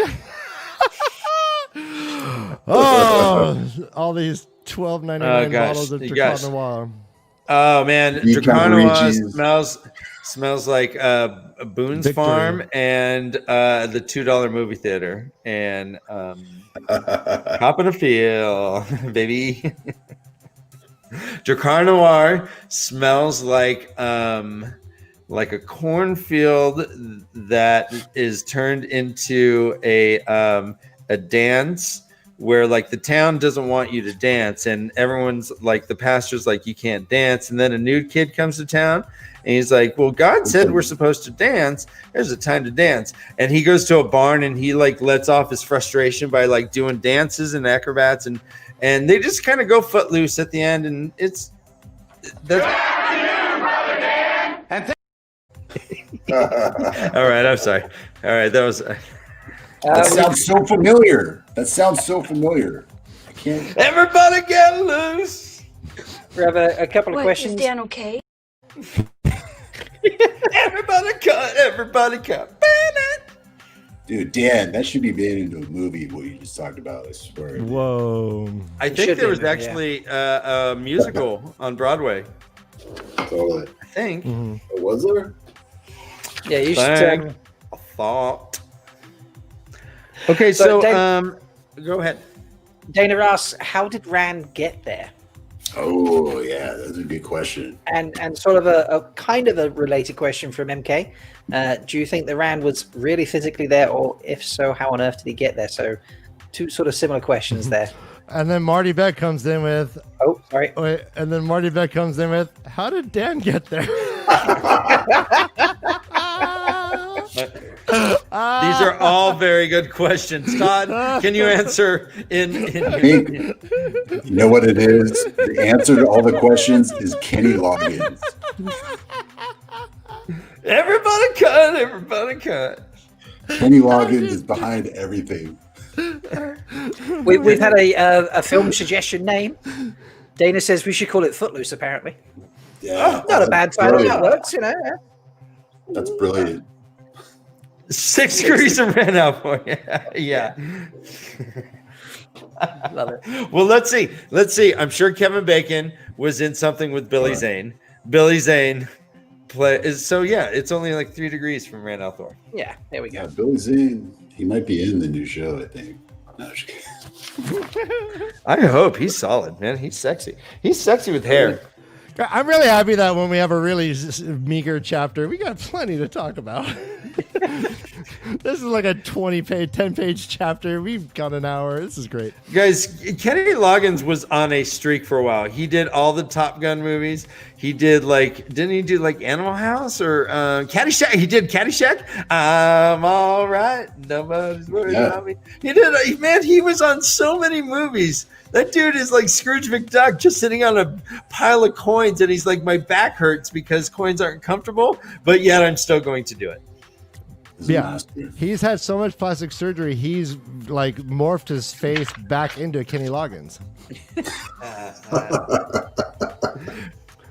There was Loggins and something. There was another guy. There was he had a Garfunkel with him for a while.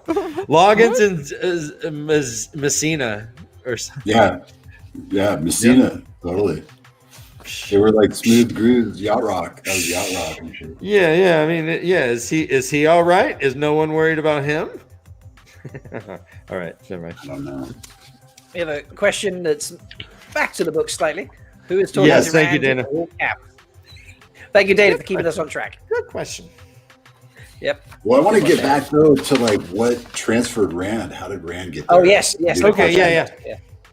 Because I think he was they talk about traveling, right? Yes.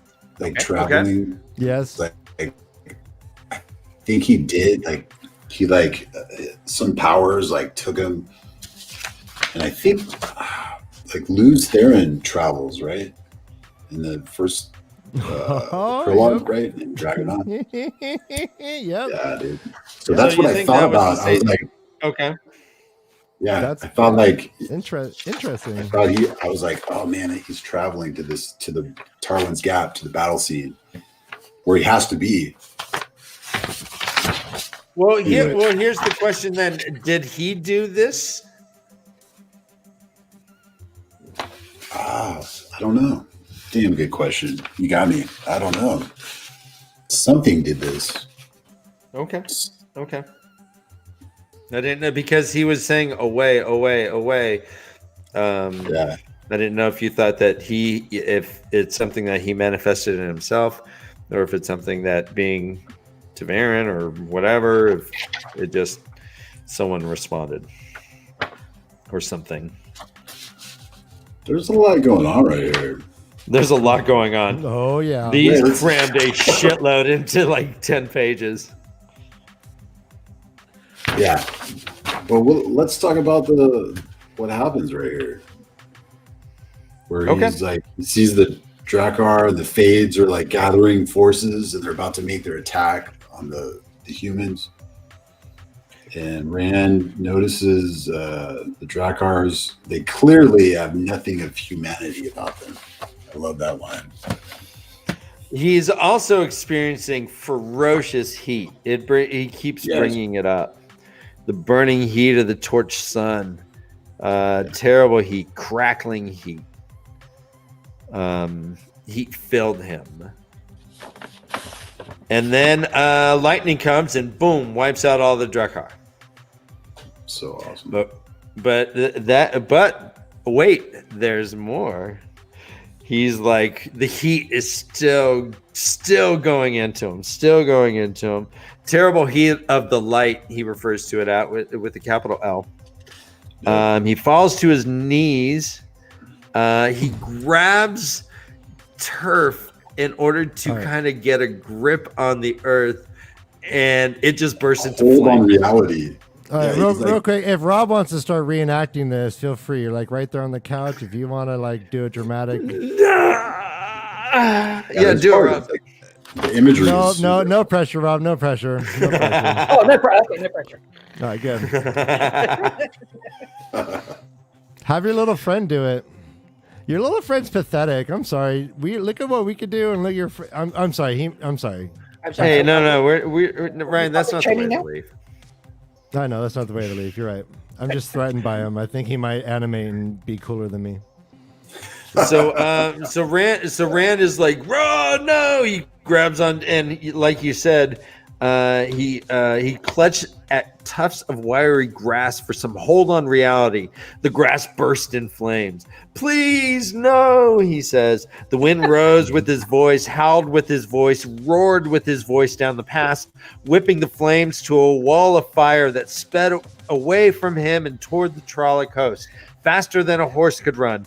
Fire burned into the Trollocs, and the mountains trembled with their screams almost as loud as the wind and his voice. "It has to end!" He beat the ground with his fist, and the earth tolled like a gong.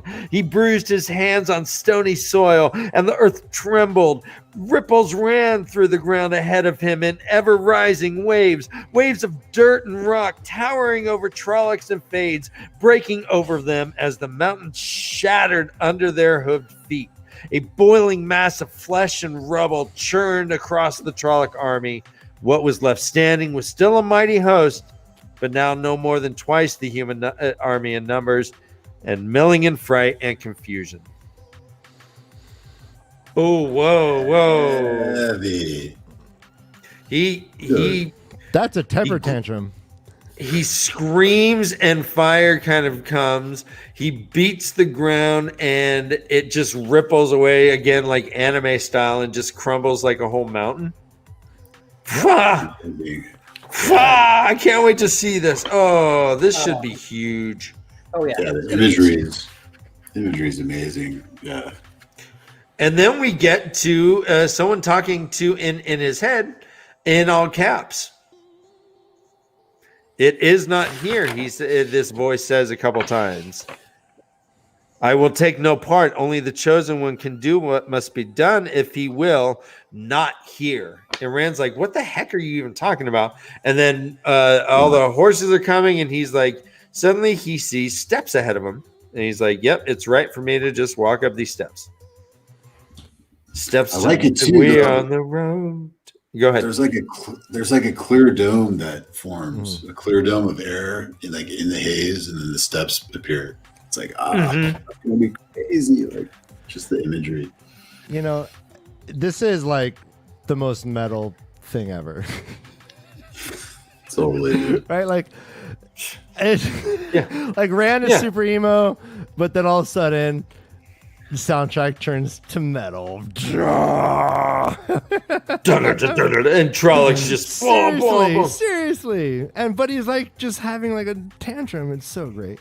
All right. Go. But that rope is still pulsing in him as he's doing it.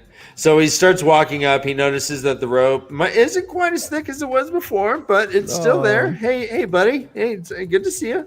Yeah. Come on. I'm not judging. He walks way. Hey, it's good. Thank you. He walks way up the stairs, comes to a door. He knows this door. He's he touches it, and the door freaking explodes. Bah! He walks in, and there's it says, while they still fell, he stepped through, bits of shattered wood falling from his shoulders. How cinematic is that? Just follow that, guys. Oh yeah, it's just like slow-mo. In comes Hancy Pants Rand. Hancy Pants Rand. Yeah. And he shakes his red hair, and it just kind of trickles down. He's like, "Oh yeah, I'm so sexy. In fact, this shirt's a little too hot for me." And he starts taking it. No, I'm just.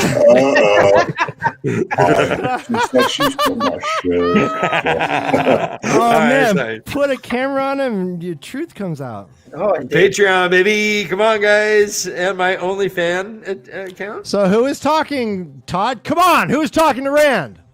I don't know. Okay, I thought it was no. I think it's Luz. You think Luz is still okay?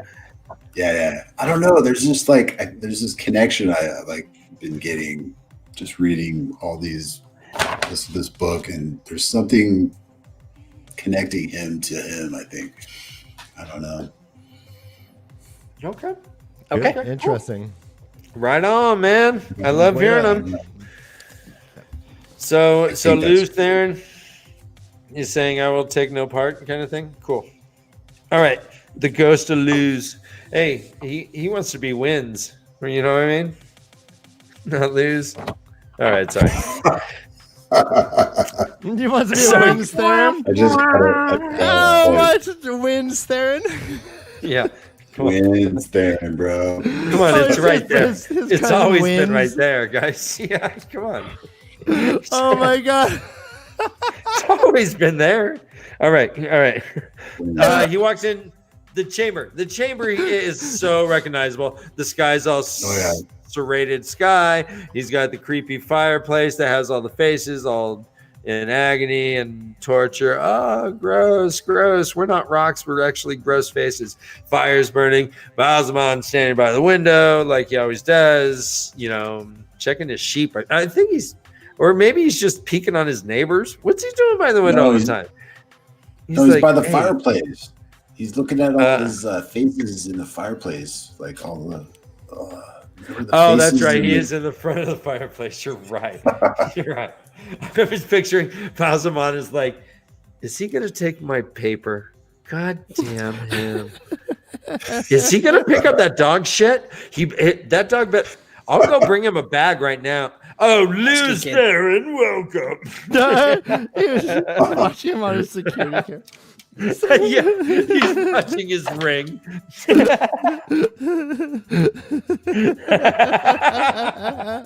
All right, cool. He's like, are they going to leave the package? Yeah. I really want that package delivered. Yeah. What was he doing with the fire? Just staring at toasting it? His buns, toasting s'mores. Roasting his chestnuts, making s'mores, yeah. Roasting his chestnuts. Okay. All right, so okay, this is one of our best shows ever. Okay, go on. Yeah, stay on track. So Rand walks in. Boom. I just broke the door. Ha ha. Hi. Did you miss me? I ran out the door. Anybody home? He did a Kramer entrance. Totally. Jerry! Jerry, Newman's trying to kill me. Okay. Jerry. So we're standing. Oh gosh, where did this boat go? Here we go. Did we break Ryan? Yeah, all right. All right. Okay.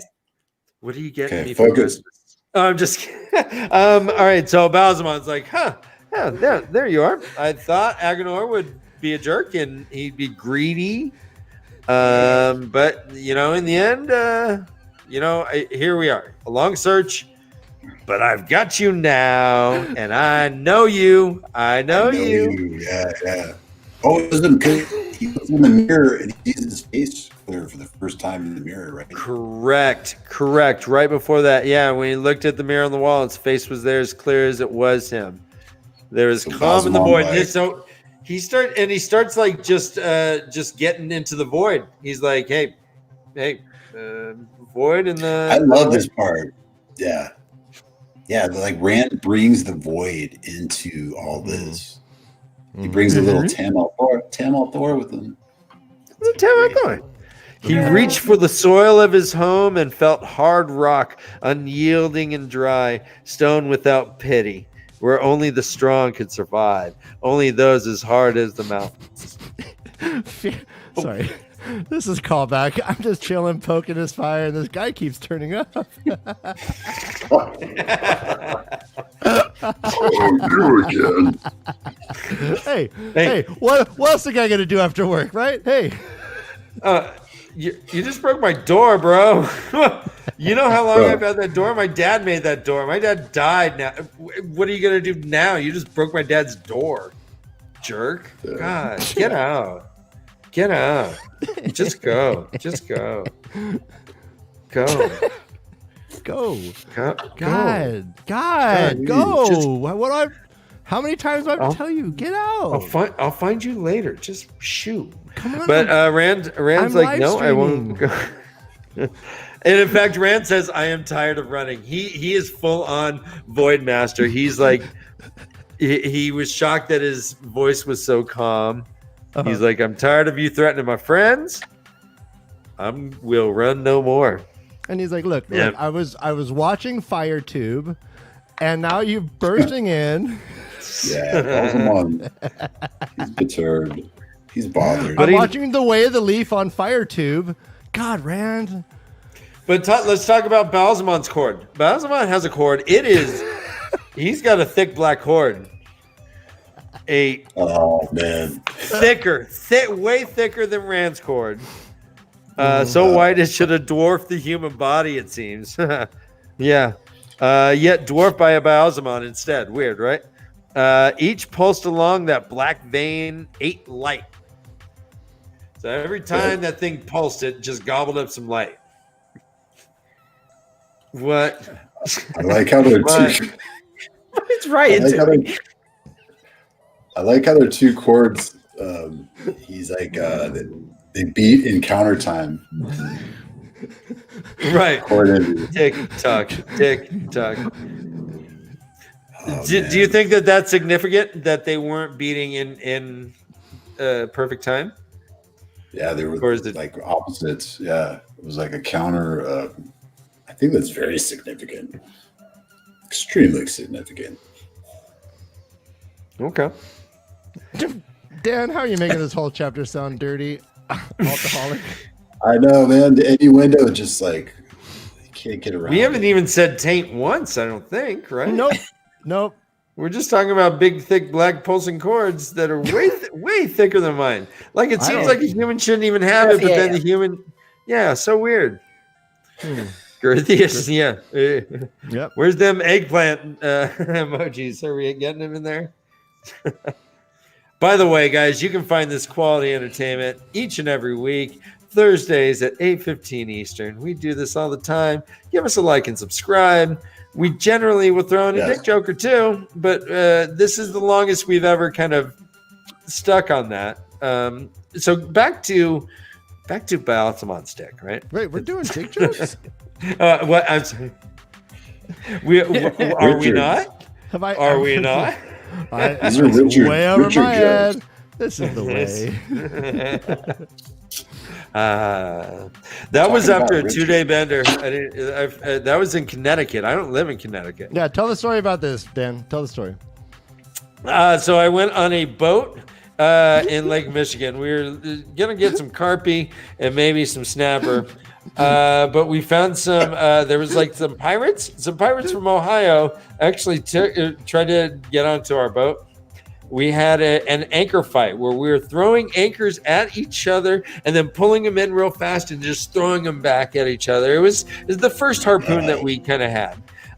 We finally, they boarded our boat. They were total pirates. They talked like, you be in trouble now, swabbing me deck. And so then I was underneath the boat for 8 days. I only could tell because I carved in my own blood each time that they brought me a bigger meal of like gruel and like moldy bread. Like rats were all around me and stuff. We were rocking and rolling. We went through the Great Lakes, went around to the Atlantic Ocean actually, and Okay, go on. Yeah. Uh-huh. But then we hit a nor'easter. I could tell we were bad news. I mean, I could tell when waves are over 25 feet, and when winds are nautical miles about 85 plus. I can tell when we're in some trouble. I was in the gully. I had chains around my neck, my balls, and my ankles, all with 25-pound weights to them. Yeah, no, I know, right? They did not take chances because I had killed 4 men trying to escape earlier that day. But I don't have time. So the nor'easter happened. The winds were blown. We got into a little cove area. And then 4 narwhal. I don't know if you know what a narwhal is. It's like a unicorn whale. They 10. They came and they kind of speared the boat. The boat crashed. I ended up in Connecticut after some not teenagers. They were 24-year-olds that picked me up. They were on their way to a music festival. They gave me some peyote, I guess it was called. And then I woke up in them leaves. They had completely taken my wallet. They had taken my irons. I was trying to save them as a souvenir. They took everything but my hat. It was wrong, but it was the greatest time of my life. And I really, if I see them pirates again, I'm just gonna give them a big hug and buy them a beer. Brother Dan, ladies and gentlemen. Did we lose everyone? All right. So people want us. That's how I ended up in Connecticut. Yeah. Oh my gosh. Well, so I'm glad you made it out, Brother Dan. Thank you. And I got what is happening? Hello, Al. Oh, hey, that's one of our favorite shows when we were kids. What's happening? Rand's like, "What, Balsamon? You're dumb. I just beat all your army. I'm the best. I just beat." He's like, "Fool! I can get 1,000 armies. You don't think? Why did I just send like 1 fist of Trollocs if I could have sent 1,000? You don't even know the weapons I got, baby. My button's right on my desk, and it is bigger, and it works. You want to challenge me? I can bring it on. I can bring the heat. You don't even know, dumb." And while he's talking, he mentions that Jane Farstrider. Yeah. He's like a hero, and he twists the words, "Whom I painted like a fool and sent to the Ogier, thinking he was free of me." Do you remember what that may be referencing? Yeah, this part. There's so many questions I have actually. Like, okay, yeah, let's go.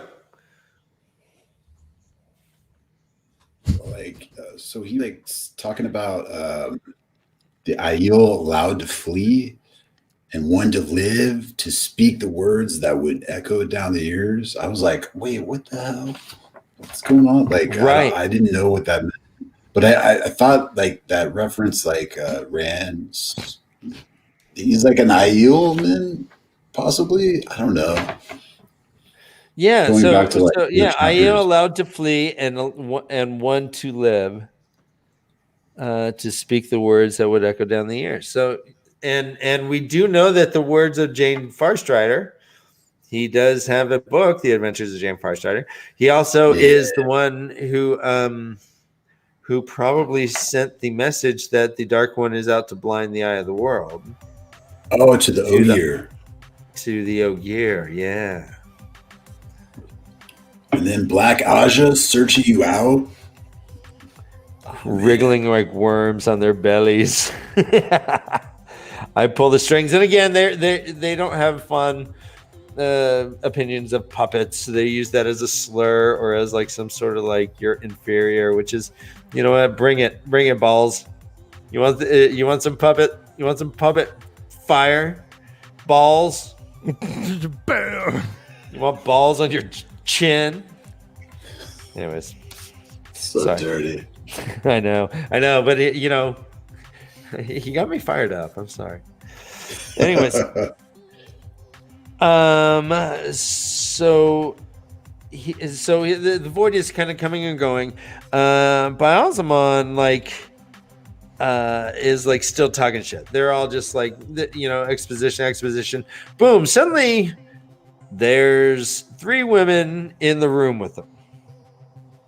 There is Nynaeve looking pale and frightened. Egwene is there.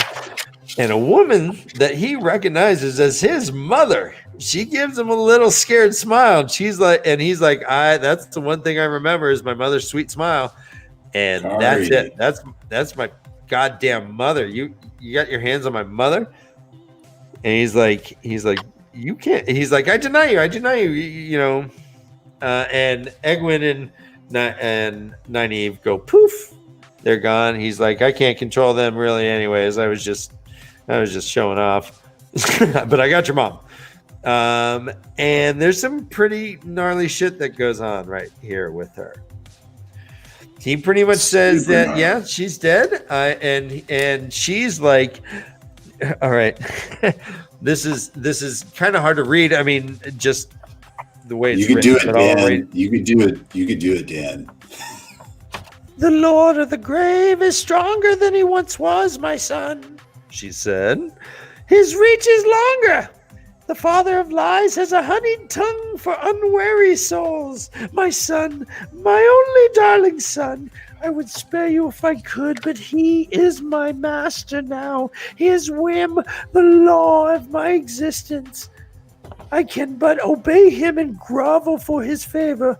Only you can free me. Please, my son, please help me. Please help me, please. And then suddenly all these freaking Myrddraal pounce on her, start like with all weird weapons and shit like that are gonna like peel her skin or something.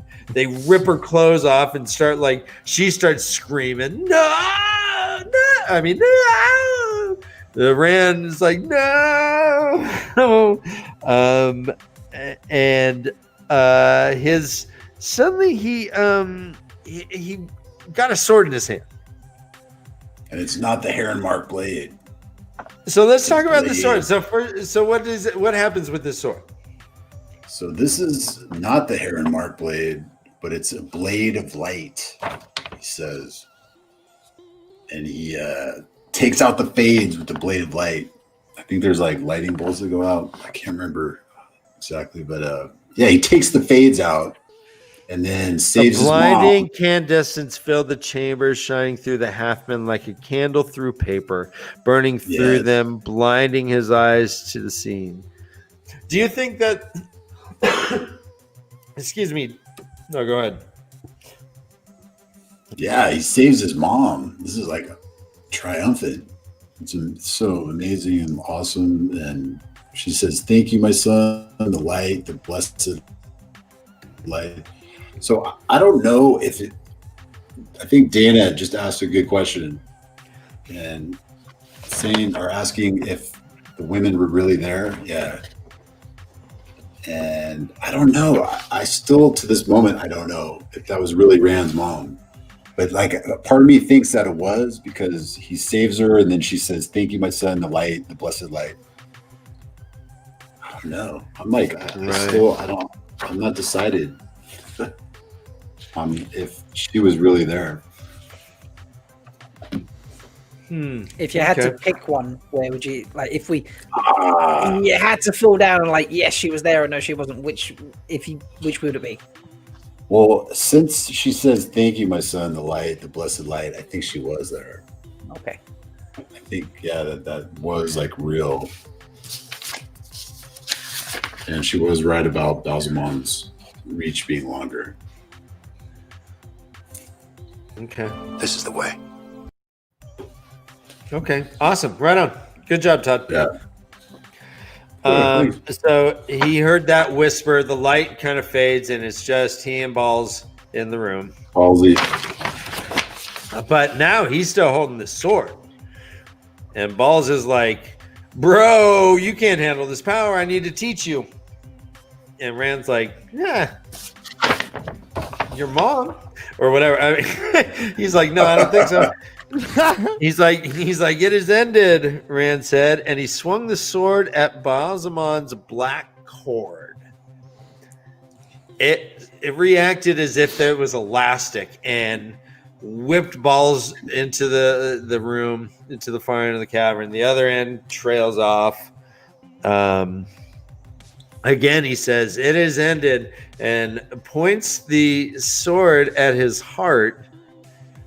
And it said, I'll read it right now. It says, light lanced from the blade, coruscating in a shower of fiery sparks like droplets of molten white metal. Wailing, Balzamon threw up his arms in a vain effort to shield himself.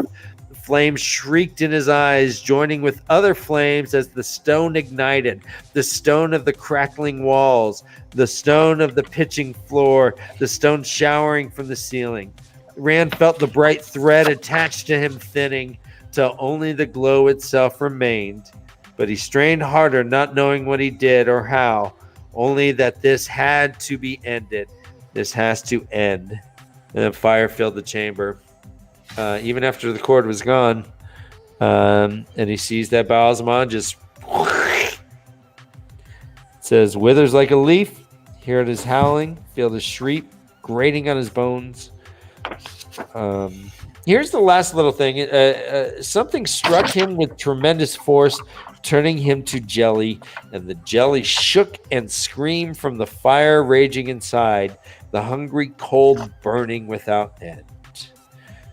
So, and that's how the chapter ends. Heavy. So crazy. How on earth did you manage to stop here, Todd? How did you not keep reading? Right. Patience. Yeah, That's what I have. I have patience. And I have like a lot of kids running around and like a bunch of chores to do. I hear you. So I get taken away. But it's so amazing. I want to go on, and I will go on tonight. Awesome. Awesome. The show. Nice. We'll get to reading you, Filthy, right? Let's talk a little bit more about this. So in this chapter, he jumps from so he pretty much burns Agonor's face. Fire coming out. He jumps somehow, bam, he's in a battle scene, kills a bunch of these bad guys. Boom, there's a bubble around him, and he walks on up and goes to Baalzamon, sees his mom getting kind of tortured. He whips out some sort of light, some sword that's not even the Hero Mark blade. So what's going on? Let's talk about the sword, I guess. What do you think is going on with that sword? I don't know, man. It's some. Uh-oh. Can you hear me? Yep. Yes. Hello. I Yes, lost hello. you there for a second. I don't know what it is. There's something. It's the light. It's the true. I'm thinking like the true swords. I'm like, wait, are like all these Aes Sedai powers coming to him? I don't know. I have like so many thoughts going through my head about that. I don't know what it is. Is he the Dragon Reborn? He's definitely very special. And TAVERN. Yeah. So do you think that that's something that like a dragon can do, is just like make a sword out of fire or whatever? I would think so. Yes. Okay. I would think, yeah, Interesting. that they would have those powers. But then I think about like the Aes Sedai males, like they ripped apart like land and stuff like that. So like I don't know. I'm thinking about all that. Like the male Aes Sedai breaking the world. Like, but then I guess the women Aes Sedai can do that also, because like Moraine did that when she got Egwene and Perrin out of the clutches of the White Cloaks, right? Didn't she like rip up land and send shockwaves through the earth? So I don't know. There's so many thoughts going through my head. Right on. And Robert Jordan's awesome.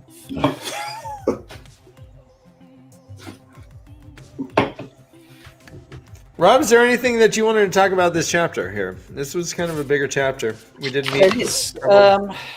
There's just so much. Did you? I know a lot of first-time readers quite often say, or a lot of people when they read this are like, I got confused about what was going on a little bit.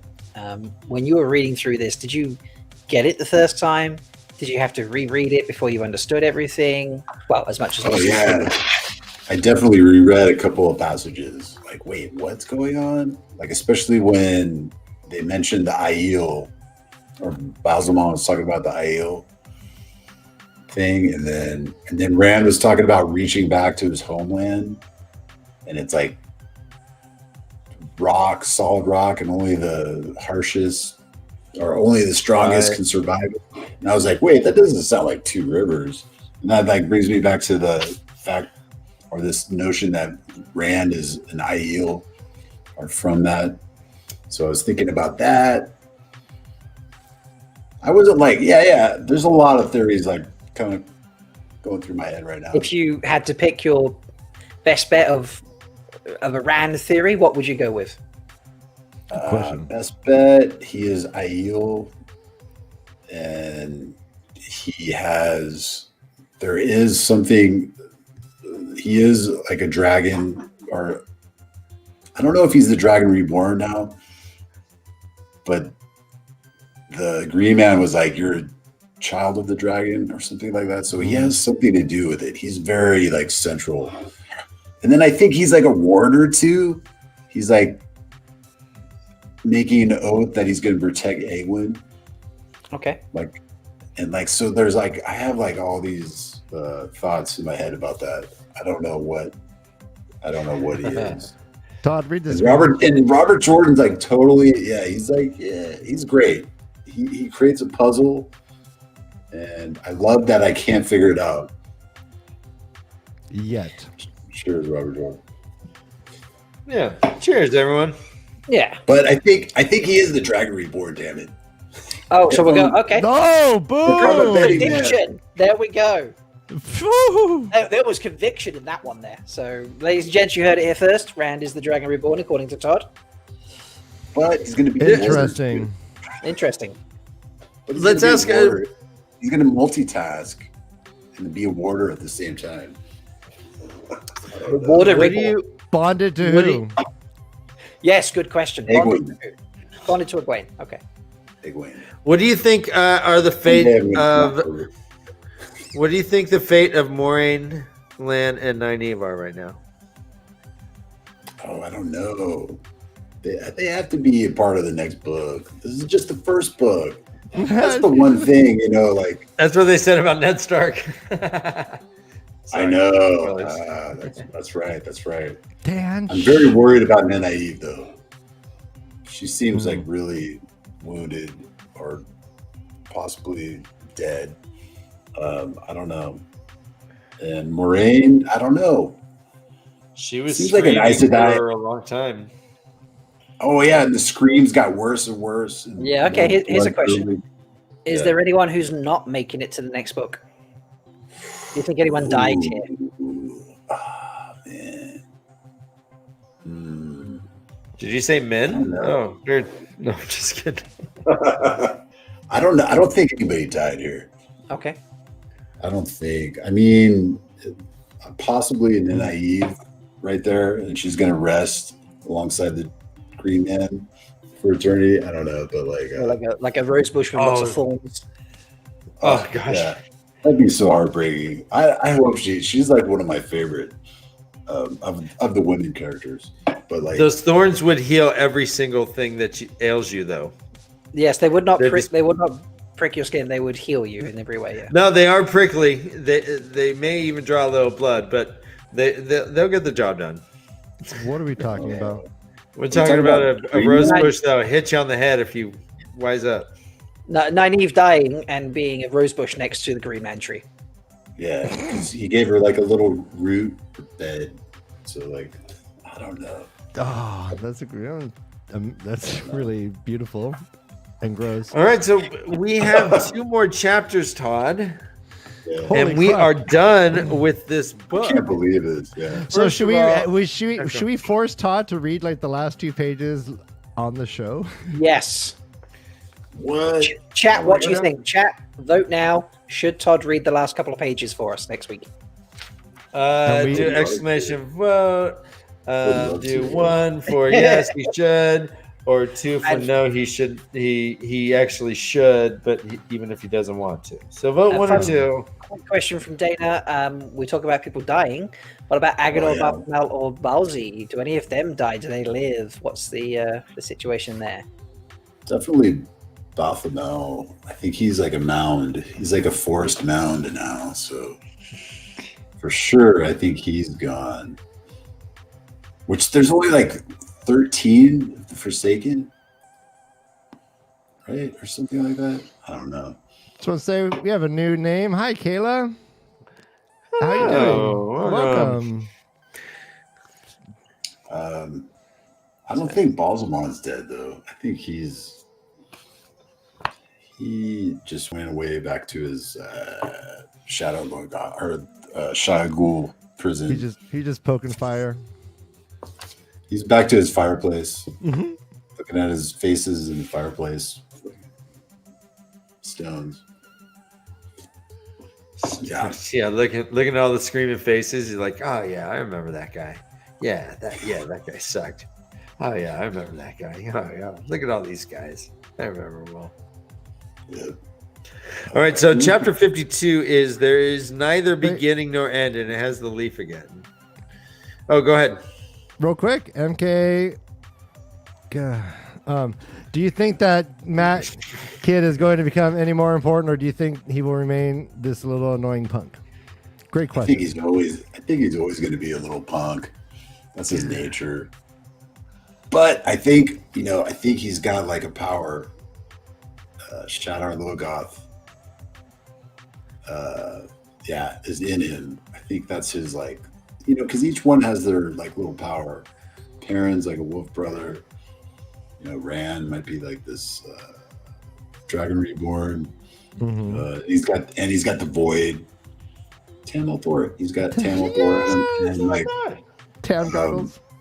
But like Matt has, probably the worst one.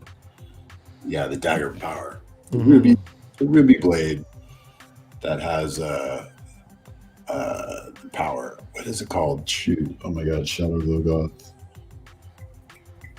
What's that like? The evil in there? Yeah, the evil. The Mashadar? Mashadar, yeah. That's going to be Matt's like ally, I think.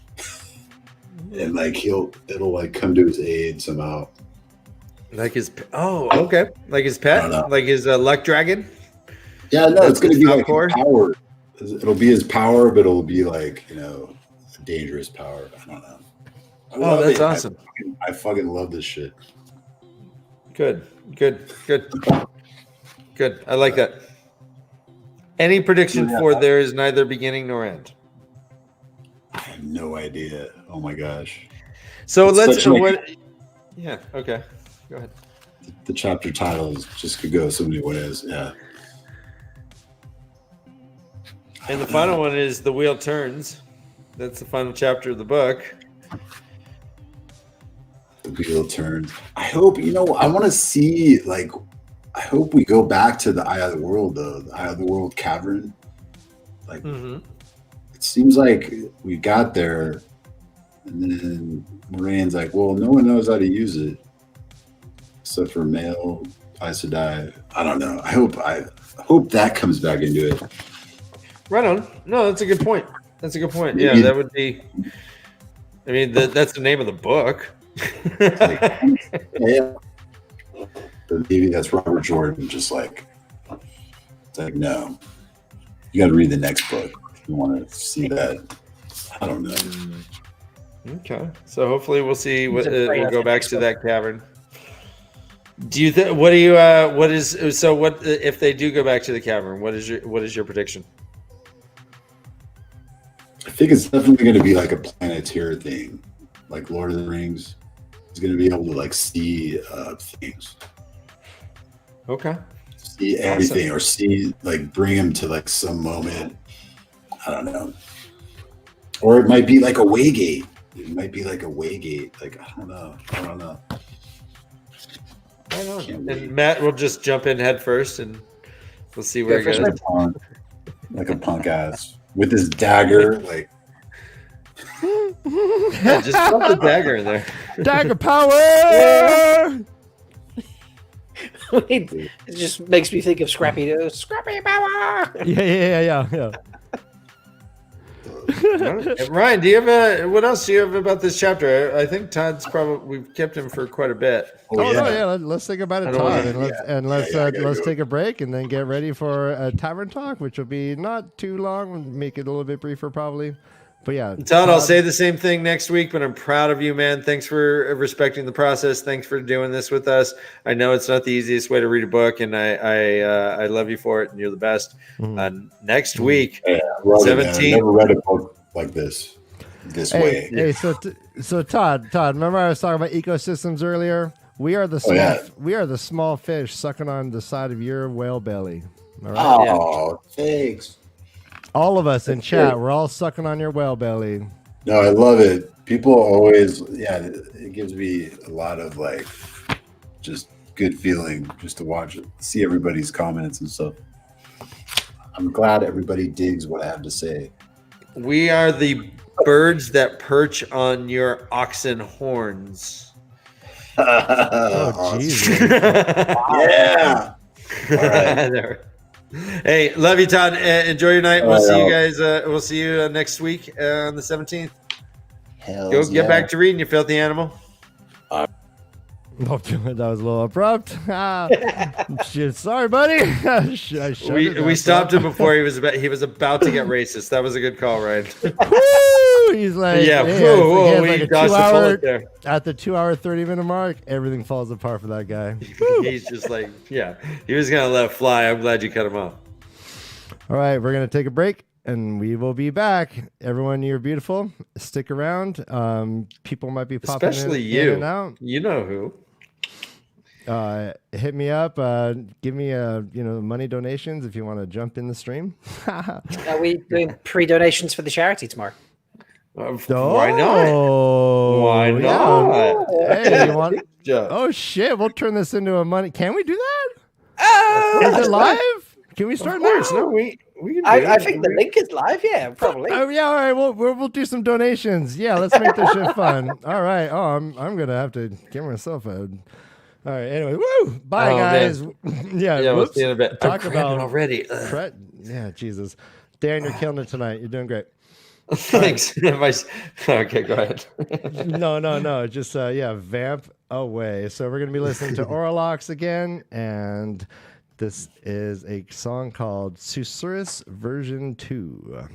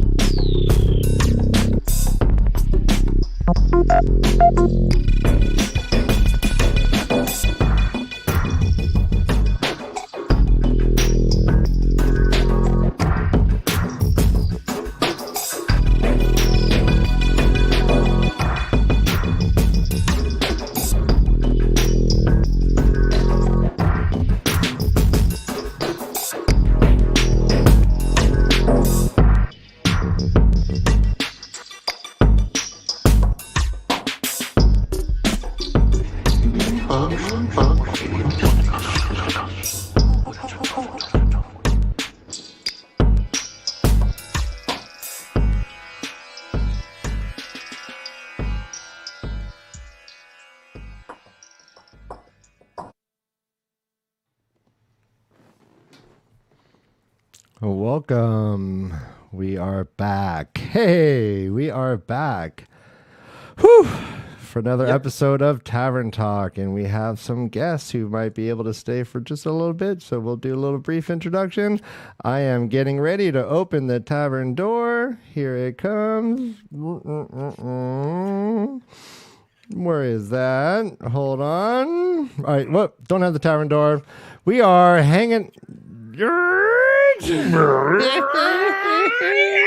Creak. All right, there it is. Thank you so much. And then I'll get these patrons up in just a second. Dan, how are you doing, buddy? I'm doing better than most, I I'm assume. having a great time. As I do this, how about you intro the guests? Okay. Well, our guest, one of them has been with us since the show started this evening. It is Rob from Malkier Talks. We also have another guest with us who's in our football league as well. He does a podcast called A Hero's Journey that kind of delves into different character arcs and discusses that around the Joseph Campbell model of the hero's journey, more or less. So, guys, bring in Rob from Malkier Talks and Alex from A Hero's Journey.